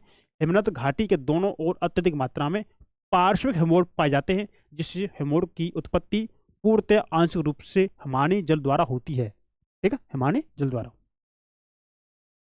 इस जलोढ़ को हिमनद के किनारों पर धकेलती है। कुछ घाटी हिमनद तेजी से पिघलने पर घाटी तल पर हिमनद टिल को एक परत के रूप में अव्यवस्थित रूप से छोड़ देते हैं, ठीक है ना। ऐसी अव्यवस्थित व भिन्न मोटाई के निक्षेप तलीय व तल स्थित हिमोड़ कहलाते हैं। घाटी के मध्य में पार्श्विक हिमोड़ के साथ साथ हिमोड़ मिलते हैं और जिन्हें मध्यस्थ हिमोड़ कहते हैं। ये पार्श्विक हिमोड़ की अपेक्षा कम स्पष्ट होते हैं। कभी कभी मध्यस्थ हिमोड़ व तलस्थ के अंतर को पहचानना कठिन होता है। कितना लंबा लिख दिया इन्होंने, है ना। और बात कहाँ है इसकी, देखिए बात इसकी कहाँ, देखिए हम आपको दिखा दें। ये है हिमोड़ नीचे इसमें, है ना, ये जगह है हिम के द्वारा, बर्फ के द्वारा जो लाए गए अवसाद है ना, इनको जमा कर दिया जाता है, उसे बोलते हैं हिमोड़, अंतिम हिमोड़। देखिए ये है जल के द्वारा, ये हिमनद के द्वारा, हिम के द्वारा लाए गए अवसादों का निक्षेपण हिमोड़। ये थोड़ी सी बात, पार्श्विक हिमोड़, ये हिमोड़, वो हिमोड़, है ना। कितना लिख दिया बराबर के, और कुछ है भी नहीं इसमें। भैया आपकी ज्योग्राफी और कॉन्सेप्ट आपके क्लियर है ना, तो कैसे भी पढ़ाओ, कैसे भी घुमाओ, बात आपकी वहीं आनी है, कहीं नहीं जानी, ठीक है ना। अब देखिए एस्कर, गिरीश पर्वत में हिमनद के पिघलने से जल हिमतल के ऊपर से प्रवाहित होता है, मतलब हिमतल बर्फ का जो तल है उसके ऊपर से, अथवा इसके किनारों से सृजता है या बर्फ के छिद्रों से नीचे प्रवाहित होता है। यह जल हिमनद के नीचे एकत्रित होकर बर्फ के नीचे नदी धारा में प्रवाहित होता है। ऐसी नदियां नदी घाटी के ऊपर बर्फ के किनारे वाले तल में प्रभावित होती हैं। यह जलधारा अपने साथ बड़े गोलाश्म चट्टानी टुकड़ों और छोटा चट्टानी मलबा बहा कर लाती हैं, जो हिमनद के नीचे इस बर्फ की घाटी में जमा हो जाता है। और ये बर्फ पिघलने के बाद एक वृत्ताकार कटक के रूप में मिलते हैं, जिन्हें एस्कर कहते हैं। क्या बोलते हैं, एस्कर कहते हैं, जिसमें मैंने आपको अभी दिखाया था, ठीक है। देखिए ये हमने आपको दिखाया है। तो अब आपका हिमानी धोत मैदान, तो आपका ये देखिए यहाँ से बर्फ आ रही है पिघल के, ये बर्फ बहकर आ रही है यहाँ पे। तो ये जब इसका ढलान था, जब इसका ढलान था तब अपने साथ हम जो बहकर आ रही थी अब साथ लेके आ रही थी, लेकिन इसका ढलान हो गया प्लेन। अब ये बनेगा हमारा मैदान। अब भाई जब प्लेन हो जाता है मैदान, जिसकी ढलान कम होता है, फिर वो आपका हिमनद है ना, हिमनद, फिर वो नहीं बहते, तो जो जहां जमा होते हैं ना, फिर उसको बोलते हैं हिमानी धोत मैदान। ये ड्रिल में मतलब कुछ चट्टान है ना, कुछ ये टुकड़े देखिए ऊंचे बन जाते हैं करके, लगभग 30 मीटर, लगभग ये 30 मीटर के आसपास है ना, और 1000 किलोमीटर के आसपास लंबे होते हैं। तो ये आपके ड्रिल में हो गए। और ये आपके एस्कर, कुछ टुकड़े जैसे चट्टानी, जैसे बताया ना आपको, जैसे वहां से बर्फ यहाँ से बह के आ रही है या पानी बह के आ रहा है, अब लेके आया, अब साल लेके आया तो यहाँ पर इसने जमा कर दिया, जमा कर दिया तो यहाँ पर जमा हो गया, फिर इसके ऊपर से पानी बहने लगा, इसके ऊपर से पानी बहने लगा, है ना, एस्कर हो गया ये। अब इसका थोड़ा और आकार बढ़ेगा, और ऊंचा होगा, ऊपर से बरसात आ रहे हैं, ऊपर से बरसात आ रहे हैं या जमा हो रहे हैं, और ऊपर बढ़ेगा, तो आपका हो गया ड्रम लिन, बन जाएगा आपका ड्रम लिन। और ये आपका हिमानी धोत है ना, अंतिम हानि, अंतिम मोड, ये रहा आपका। और उस वही बात है, और क्या, फिर समझ लो आप एक बार। देखिए जैसे आपका ये ऊंचा क्षेत्र है, यहाँ से आपकी बर्फ या हिमनद आ रही है ना। अब देखिए अचानक ढाल कम हुआ, हिमनद बहना बंद हो गया, लेकिन इसका जो जल है ना, जल ऊपर हिमनद का जो जल बनेगा, तो वो तो बह के आएगा ना, वो बह के आएगा, तो अपने साथ अवसाद लेके आएगा। तो जो मिट्टी वगैरह आएगी नीचे गिरती जाएगी, तो वो जमीती होगी, जमा होती जाएगी, जमा होती जाएगी, जमा होती जाएगी, पर इसके ऊपर से ही ये जल आगे बढ़ना शुरू कर देगा। जब ये आगे बढ़ना शुरू कर देगा, तो जो ऊंची जगह जो बनी है ना, ये आपके एस्कर होगी, लेकिन इसी के ऊपर जमाव और अधिक होगा, तो ये आपका ड्रमलिन बन जाएगा। बस हो गया काम खत्म। और ये आपका हिमानी धोत मैदान हो गया, है ना। हिमानी धोत मैदान देखिए, जो यहाँ पर बर्फ, जो हिमनद है वो अब जम गई। अब भाई उसका ढलान है नहीं है, जब ढलान है नहीं है तो आगे बहेगी कैसे, तो जो जहाँ जम गई वो आपका हिमानी धोत मैदान हो गया, है ना, एस्कर, है ना। अब देखिए हिमानी धोत मैदान, अब हम इसको पढ़ लेते हैं। हिमानी गिरिपद के मैदान में अथवा महाद्वीप हिमनदों से दूर हिमानी जलोढ़ निक्षेपों से, जिसमें बजरी, रेत, चीका मिट्टी व मृतिका की विस्तृत समतल जलोढ़ पंख भी शामिल हैं, मतलब ये भी इसमें पाए जाते हैं। तो हमने क्या कहा आपको, हमने आपसे ये कहा कि हिमानी अपने साथ जल जो होता है, हिमानी का जल नहीं, मतलब हिमानी जो होती है अपने साथ जलोढ़, जैसे बजरी हो गई, रेत हो गई, चीका मिट्टी होगी, ये अपने साथ लेके आती है और जहाँ जमा कर जाती है, फिर जमा के साथ वहाँ पर अपना एक क्षेत्र बना लेती है। तो इसी को हम बोलते हैं हिमानी धोत मैदान। हिमानी धोत मैदान निर्मित होते हैं। अब देखिए ड्रमलिन, ड्रमलिन हिमनद मृतिका के अंडाकार समतल कटनुमा का स्तर रूप है, जिसमें रेत और बजरी के ढेर होते हैं। ड्रमलिन के लंबे भाग हिमनद के प्रवाह की दिशा के समानांतर होते हैं। ये 1 किलोमीटर लंबे व 30 मीटर तक ऊंचे होते हैं, ठीक है। ड्रमलिन का हिमनद सम्मुख भाग स्टॉस कहलाता है, जो पुच्छ भागों की अपेक्षा तीखा, कैसा तीखा, तीव्र ढाल लिए होते हैं। ड्रमलिन का निर्माण हिमनद दरारों में भारी चट्टानी मलबे के भरने व उसके बर्फ के नीचे रहने से होता है। इसका अग्रभाग या स्टोस भाग आप देखेंगे,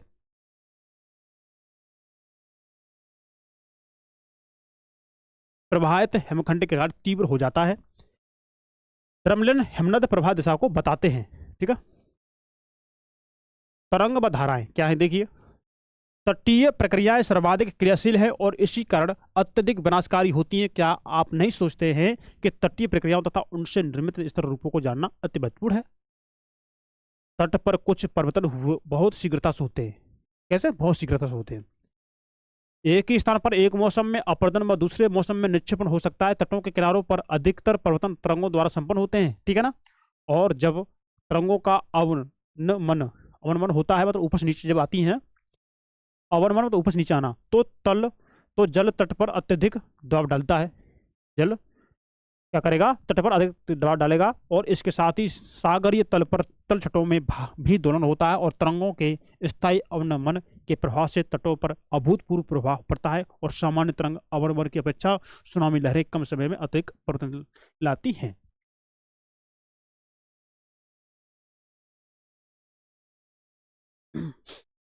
तरंगों में परिवर्तन, उनकी आवृत्ति आदि, उनमें आवृत्ति आदि, तरंगों परिवर्तन उनकी आवृत्ति आदि होने से उनके अवनमन से उत्पन्न प्रभाव की गहनता भी परिवर्तित हो जाती है, ठीक है।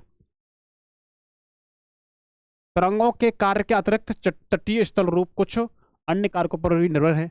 कैसे, देखिए स्थल व समुद्री तल की बनावट इस पर निर्भर होते हैं, है ना। समुद्रोन्मुख है ना, उन्मग्न तट या जलमग्न तट, समुद्री जल स्तर को स्थिर या स्थायी मानते हुए तटीय स्थल रूपों के विकास को समझने के लिए तटों को दो भागों में वर्गीकृत किया जाता है। ऊंचे चट्टानी तट है ना, निम्न समतल व मंद ढाल के तट, अवसादी तट है ना। अब देखिए ऊंचे चट्टानी तट, ऊंचे चट्टानी तटों के सारे तटरेखा अनियमित होती हैं। कैसी? अनियमित मतलब नियमित नहीं होती। तथा नदियां जलमग्न प्रतीत होती हैं। तटरेखा का अत्यधिक अवनमन होने से किनारे स्थल भाग जलमग्न हो जाते हैं, मतलब ऊपर से नीचे है ना, जलमग्न हो जाते हैं और वहाँ फ्योर्ड तट बनते हैं। कैसे? फ्योर्ड तट बनते हैं। और पहाड़ी भाग सीधे जल में डूबे होते हैं, पहाड़ी भाग सीधे जल में डूबे होते हैं और सागरी किनारों पर प्राथमिक निक्षेपित स्थल रूप नहीं होते, अपर्दित स्थल रूपों की बहुतायत होती है। ऊंचे चट्टानी तटों के सारे तरंगे अवनमित होकर धरातल पर अत्यधिक बल के साथ प्रहार करती हैं, जिससे पहाड़ी पार्श्वभ्रंग का आकार के लेते हैं और तरंगों के स्थायी प्रहार से भ्रंग शीघ्रता से पीछे हटते हैं और समुद्री भ्रंग के सम्मुख तरंग घर्षित चबूतरे बन जाते हैं। तरंगे धीरे धीरे सागरी किनारों की ओर अनियमितताओं को कम कर देती हैं और समुद्री भ्रंग से गिरने वाली चट्टानी मलबा धीरे धीरे छोटे टुकड़ों में टूट जाता है और लहरों के साथ घर्षित होता हुआ किनारा से दूर निक्षिप्त हो जाता है। और भृगु के विकास व उसके निवर्तन के वांछनीय समय के बाद तटरेखा कुछ सम चिकनी हो जाती है तथा कुछ, अब देखेंगे,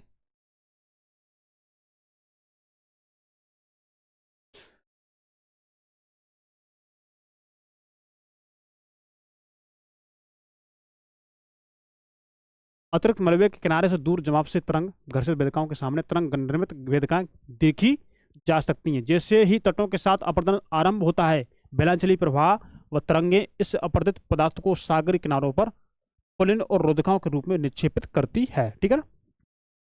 रोधिकाएं जलमग्न आकृति, जब यह रोधिकाएं जल के ऊपर दिखाई देती हैं तो इन्हें रोध कहा जाता है। ऐसी रोधिकाएं जिनका एक भाग खाड़ी के शीर्ष स्तर पर जुड़ा हो तो इसे स्फिट कहा जाता है।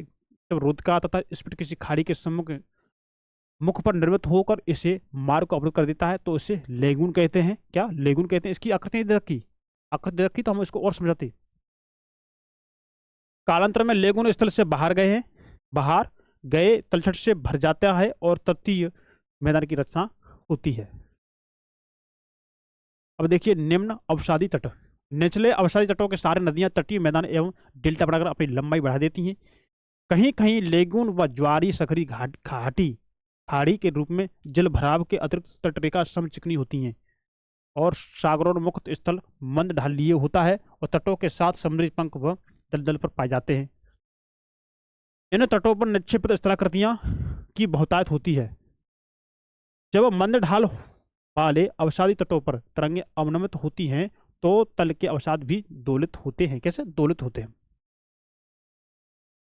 और इनके परिवहन से अवरोधिकाएं लेगुन व स्पिट निर्मित करते हैं। लेगुन कालांतर में दलदल में परिवर्तित हो जाते हैं जो बाद में तटीय मैदान बनते हैं। पर इतना इंपॉर्टेंट नहीं है, ठीक है, पर हम इसको फ्री बता देते हैं। पदार्थों की स्थायी व लगातार आपूर्ति पर निर्भर करता है। अवसादों के अतिरिक्त तूफान व सुनामी लहरें इसमें अभूतपूर्व परिवर्तन लाती हैं और बड़ी नदियां जो अधिक नवत भार लाती हैं निचले अवसादी तटों के साथ डेल्टा बनाती हैं। अब देखिए ये अपर्दित स्तर रूप, भृगु, वेदिकाएं, कंदराएं तथा स्टेक। देखिए पढ़ लेते हैं ना। ऐसे तट जहां अपर्दन प्रमुख प्रक्रिया है वहां प्राय दो मुख्य आकृतियां तरंग घर्षित भृगु व वेदिकाएं पाई जाती हैं। लगभग सभी समुद्र भृगु की ढाल तीव्र होती है जो कुछ मीटर से लेकर 30 मीटर या उससे अधिक हो सकती हैं। इनकी तलहटी पर एक मन ढाल वाला समतल प्लेटफॉर्म होता है जो समुद्री भृगु से प्राप्त सेल मलबे से ढका होता है। अगर ये प्लेटफॉर्म तरंग की औसत ऊंचाई से अधिक ऊंचाई पर मिलते हैं तो इन्हें तरंग घर्षित वेदिकाएं कहते हैं। भृंग की कठोर चट्टाने के विरुद्ध जब तरंगें टकराती हैं तो भृंग के आधार पर रिक्त स्थान बनाती हैं और इसे गहराई तक खोखला कर देती हैं जिससे समुद्री कंदराएं बनती हैं। इन कंदराओं की छत ध्वस्त होने से समुद्री भृंग स्थल की ओर हटते हैं। भृंग के निवर्तन से चट्टानों के कुछ अवशेष तटों पर अलग थलग टूट जाते हैं। ऐसी अलग थलग प्रतिरोध चट्टानें जो कभी भ्रग के भाग थे समुद्री स्टैक कहलाते हैं। जिससे कि जैसे ये चट्टान है, ये रही है ना, अब इस पर पानी टकराएगा, यहाँ पर तो ये टकराया, यहाँ तक यहाँ टकराया, तो आपका ये भाग अलग हो गया, ये भाग अलग हो गया, तो आपका ये बनेगा स्टेक ना। तो यहाँ से कुछ बनते नहीं है ना, बनते नहीं है ये इस टॉपिक से। इसके जो अगला टॉपिक है जो हम पढ़ेंगे उससे क्वेश्चन बनते हैं। अन्य स्तरूपों की भांति समुद्री स्टेक भी अस्थायी आकृति है और तरंग अपरदन द्वारा समुद्री पहाड़ियों व भ्रम की भांति धीरे धीरे तरंग समुद्री मैदानों में परिवर्तित हो जाती है, पर यह भी धीमे धीमे समुद्र का मैदान बन जाती है। और स्थल से प्रभावित जलोढ़ से आच्छादित रेत व शिलांग चौड़े पुल में परिवर्तित हो जाते हैं। ठीक है ना, समझ में आ रहा है? आना चाहिए।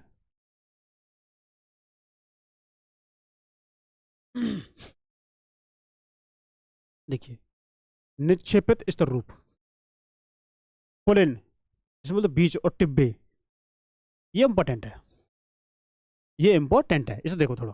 देखिए, तटों की प्रमुख विशेषताएं पुलिन की उपस्थिति है, यद्यपि उबड़ खाबड़ तटों पर भी टुकड़े में पाए जाते हैं वे अवसाद जिनसे पुलिन निर्मित होते हैं। अधिकतर थल से नदियों व सरताओं द्वारा अथवा तरंगों के अपरदन द्वारा भागर लाए गए पदार्थ होते हैं। पुलिन अस्थायी स्थलाकृति हैं। कैसी? अस्थायी, स्थायी नहीं, अस्थायी। कुछ रेत पुलिन जो स्थायी प्रतीत होते हैं किसी और मौसम में स्थूल कंकड़ पत्थरों की तरंग पट्टी में परिवर्तित हो जाते हैं। ठीक है, छोटी पट्टी में है ना, तंग पट्टी में। अधिकतर पुलिन रेत के आकार के छोटे कणों से होते हैं। शिवलिंग पुलिन में अत्यधिक छोटी गुटिकाएं तथा गोलस में काएं होती हैं। पुलिन के ठीक पीछे पुलिन तल से उठाई गई रेत टिब्बे के रूप में निक्षेपित होती हैं। तट रेखा के समानांतर लंबाई में कटकों के रूप में बने रेत टिब्बे निम्न तलछटी तटों पर अक्सर देखे जा सकते हैं। ठीक है, रोधिकाएं, रोध तथा स्फिट। देखिए, समुद्री अपतट पर तट के समानांतर पाई जाने वाली रेत और शिलिंग की कटक अपतट रोधिका कहलाती है। ठीक है ना, शिलिंग की है ना। अब देखिए, ऐसी अपतट रोधिका जो रेत के अधिक निक्षेपण से ऊपर दिखाई पड़ती है, जहां रेत का अधिक निक्षेपण होता है उसे रोधिका, रोधिका कहते हैं। अपतटीय रोध व रोधिकाएं प्राय या तो खड़ी हैं या प्रवेश या नदियों के मुहाने के सम्मुख बनती हैं, या तो खड़ी होंगी या प्रवेश या मुहाने के सम्मुख में उसके समान बनती हैं। कई बार इन रोधिकाओं का एक सिरा खाड़ी से जुड़ा होता है तो इन्हें स्पिट कहते हैं। शीर्ष स्थल से एक सिरा जुड़ने पर भी स्पिट विकसित होती है। रोधिकाएं, रोध व स्पिट धीरे धीरे खाड़ी के मुख पर बढ़ते रहते हैं, जिससे खाड़ी का समुद्र में खुलने वाला द्वार तरंग हो जाता है। क्या हो जाता है? तंग हो जाता है। तथा कालांतर में खाड़ी एक लेगुन में परिवर्तित हो जाती है। लेगुन भी धीरे धीरे इस तरह से लाए गए तलछटों में या पुलिन से वायु द्वारा लाए गए तलछट से लेगुन के स्थान पर एक चौड़े व विस्तृत तटीय मैदान में विकसित हो जाते हैं। ये बनी आपकी स्पिट, ये रही है ना। उपग्रहीय चित्र, गोदावरी नदी डेल्टा का स्पिट बने। उष्ण मरुस्थलों के दो प्रभावशाली, थोड़ा रह गया है, थोड़ा रह गया है, उसके से 10 मिनट का होगा, तो 10 मिनट और आप लोग जुड़े रहिए ना, 10 मिनट और आप लोग जुड़े रहिए, बस कहानी खत्म होने वाली है। देखिए, पवन, उष्ण मरुस्थलों के दो प्रभावशाली अनाच्छादनकर्ता कारकों में पवन एक महत्वपूर्ण अपर्दन का कारक है। मरुस्थलीय धरातल शीघ्र गर्म और शीघ्र ठंडे हो जाते हैं। उष्ण धरातलों के ठीक ऊपर वायु गर्म हो जाती है, जिससे हल्की गर्म हवा प्रक्षुब्धता के साथ ऊर्ध्वाधर गति करती है। इसके मार्ग में कोई रुकावट आने पर भंवर वातावृत बनते हैं तथा अनुपात एवं उत्तवात है ना, अनुपात एवं उत्तवात प्रभाव उत्पन्न होता है। पवनें मरुस्थलीय धरातल के साथ साथ भी तीव्र गति से चलती हैं और उनके मार्ग में रुकावटें पवनों में विक्षोभ उत्पन्न करती हैं। निसंदेह तूफानी पवन अधिक विनाशकारी होती हैं, है ना। पवन अपवाहन, घर्षण आदि द्वारा अपर्दन करती हैं और अपवाहन में पवन धरातल से चट्टानों के छोटे कण व धूल उठाती हैं। वायु की परिवहन की प्रक्रिया में रेत व बजरी देख सकते हैं आप लोग। तो ये थोड़ा टॉपिक ऐसा है ना।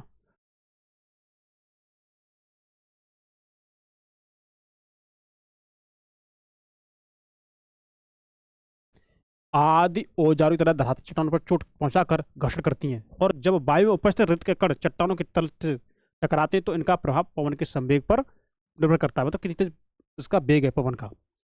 यह प्रक्रिया बालू घर्षण जैसी मरुस्थलों में पवन कई रोचक अपरदनात्मक व निक्षेपणात्मक रूप बनाती है, और वास्तव में मरुस्थलों में अधिकतर स्थलाकृतियों का निर्माण बृहद क्षण और प्रहार जल की चादर बाढ़ से होता है, ठीक है ना।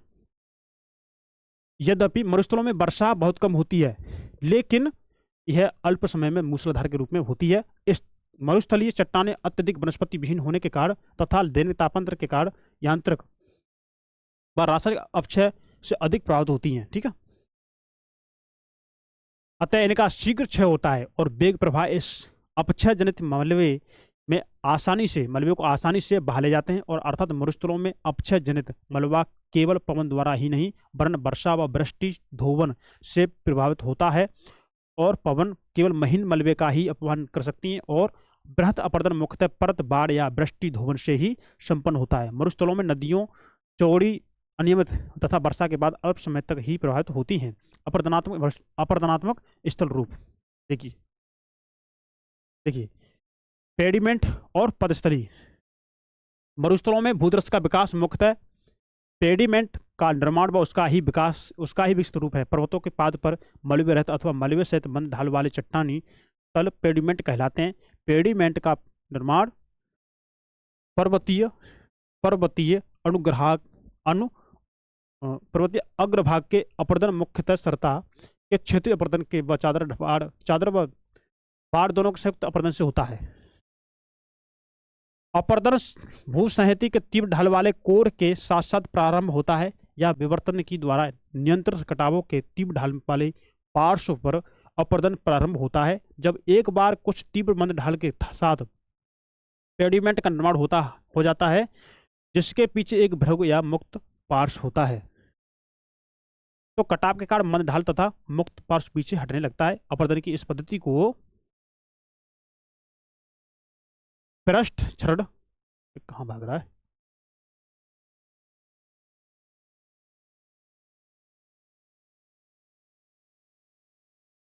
पृष्ठ क्षरण के द्वारा की गई ढाल की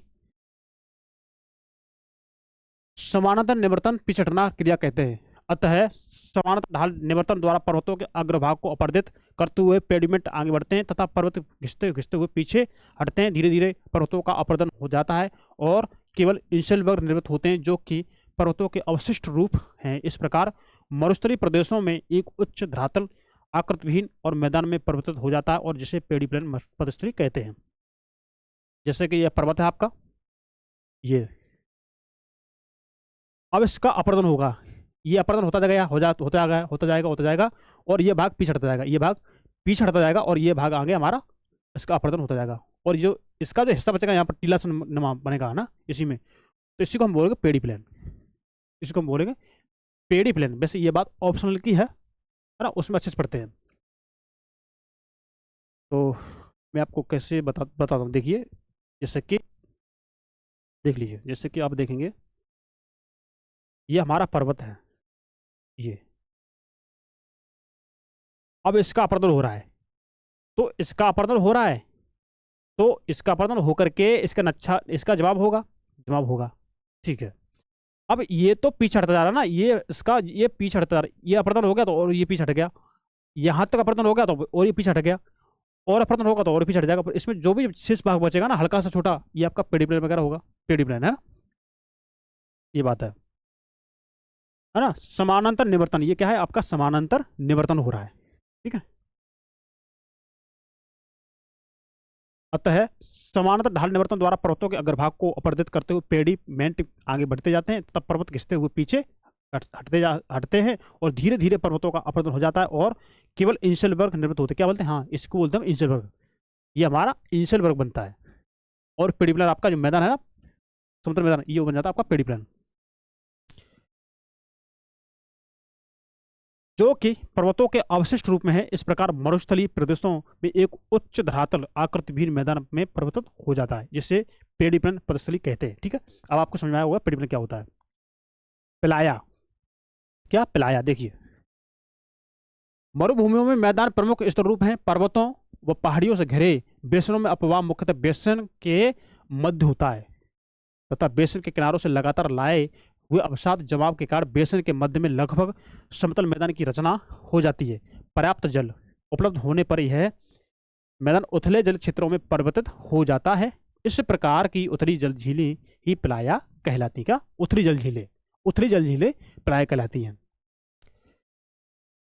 प्लाया में बाष्पीकरण के कारण जल अल्प समय के लिए रहता है। जब भाई उथली झील है, कम गहरी है, तो उसका जल बाष्प अधिक होगा, तो जल कम समय के लिए रह पाएगा।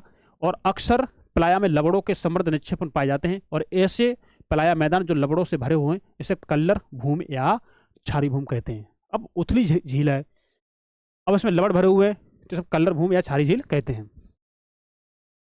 अब देखिए अपवाहन गर्त, पवनों के एक ही दिशा में स्थायी प्रवाह से चट्टानों के अपक्षय जनित पदार्थ या असंगठित मिट्टी का अपवाहन होता है। इस प्रक्रिया में उथले गर्त बनते हैं जिन्हें अपवाहन गर्त कहते हैं।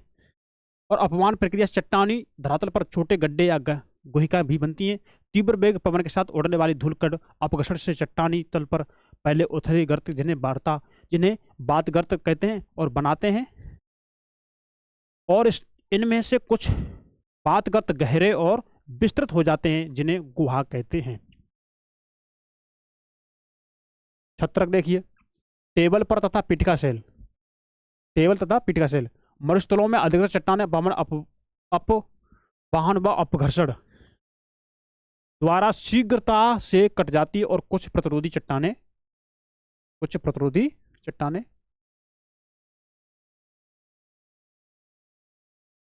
के घिसे हुए अवशेष जिनके आधार पतले और ऊपरी भाग विस्तृत और गोलाकार टोपी के आकार के होते हैं छत्रक कहलाते हैं। जैसे ठीक है, ये छत्रक हो गया आपका। जैसे कि ये चट्टान है, ये आपकी चट्टान है। अब ऊपर चट्टान आपकी कठोर है, ये कठोर है ना, ये आपकी कठोर है। अब वायु इसमें बह रही है, तो इनका कटाव होगा, ऊपर ऐसे बन जाएगा। तो ये आकृति आपकी ऐसे बन जाएगी। ऊपर जो बचा बना आपका बन गया छत्रक।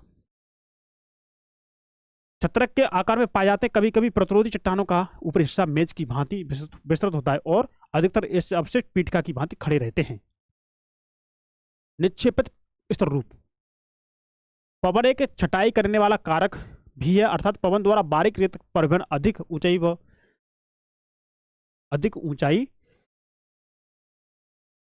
दूरी तक होता है। पवनों के वेग अनुरूप मोटे आकार कण धरातल के साथ घर्षण करते हुए चलते हैं और अपने टकराने से अन्य कणों को ढीला कर देते हैं, जिससे साल्टेशन कहते हैं। और हवा में क्या कहते हैं? साल्टेशन, थोड़ा ध्यान रखिए। और हवा में लटकते महीन कण अपेक्षाकृत अधिक दूरी तक उड़ा लेकर ले जा सकते हैं।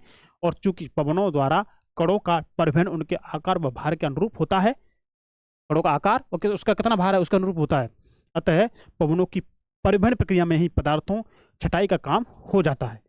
जब पवन की गति घट जाती है या लगभग रुक जाती है तो कणों के आकार के आधार पर निक्षेपण प्रक्रिया आरंभ हो जाती है। मतलब जब कणों की गति अधिक होती है तो अपने साथ जो भी कण उड़ा के ले जाती है ना, तो जैसे उनकी गति कम होगी पवन की, जो अपने साथ जो अवसाद लेके आई थी, मिट्टी वगैरह, कण वगैरह, फिर उनको जमाना स्टार्ट कर देती है। अतः पवन के निक्षेपित स्तर रूपों में कणों की महीनता भी देखी जा सकती है। रेत की आपूर्ति व स्थायी पवन दिशा के आधार पर शुष्क प्रदेशों में पवन निक्षेपित स्वरूप विकसित होते हैं। ठीक है, तो ये होते हैं शुष्क प्रदेशों में पवन के द्वारा निक्षेपित बालू टिब्बे वगैरह है। अब देखिए बालू टिब्बे है ना, उष्ण शुष्क मरुस्थल बालू टिब्बों के निर्माण में उपयुक्त स्थान है। इनके निर्माण के लिए अवरोध का होना भी अत्यंत आवश्यक है, तभी ये बनेंगे अवरोध, है ना, रुकावट। बालू टिब्बों विभिन्न प्रकार के होते हैं, चित्र में आपको देख लेंगे। नवचंद्राकार टिब्बे जिनकी भुजाएं पवनों की दिशा से निकली होती हैं, बरखान कहते हैं। क्या? बरखान कहलाते हैं। जहां रेतीले धरातल पर आंशिक रूप से वनस्पति भी पाई जाती है। परवलयिक बालू का टिब्बे का निर्माण होता है, अर्थात अगर पवनों की दिशा स्थायी रहे तो परवलयिक बालू टिब्बे बरखान से भिन्न आकृति वाले होते हैं, शीफ बरखान की भांति होती हैं। ठीक है,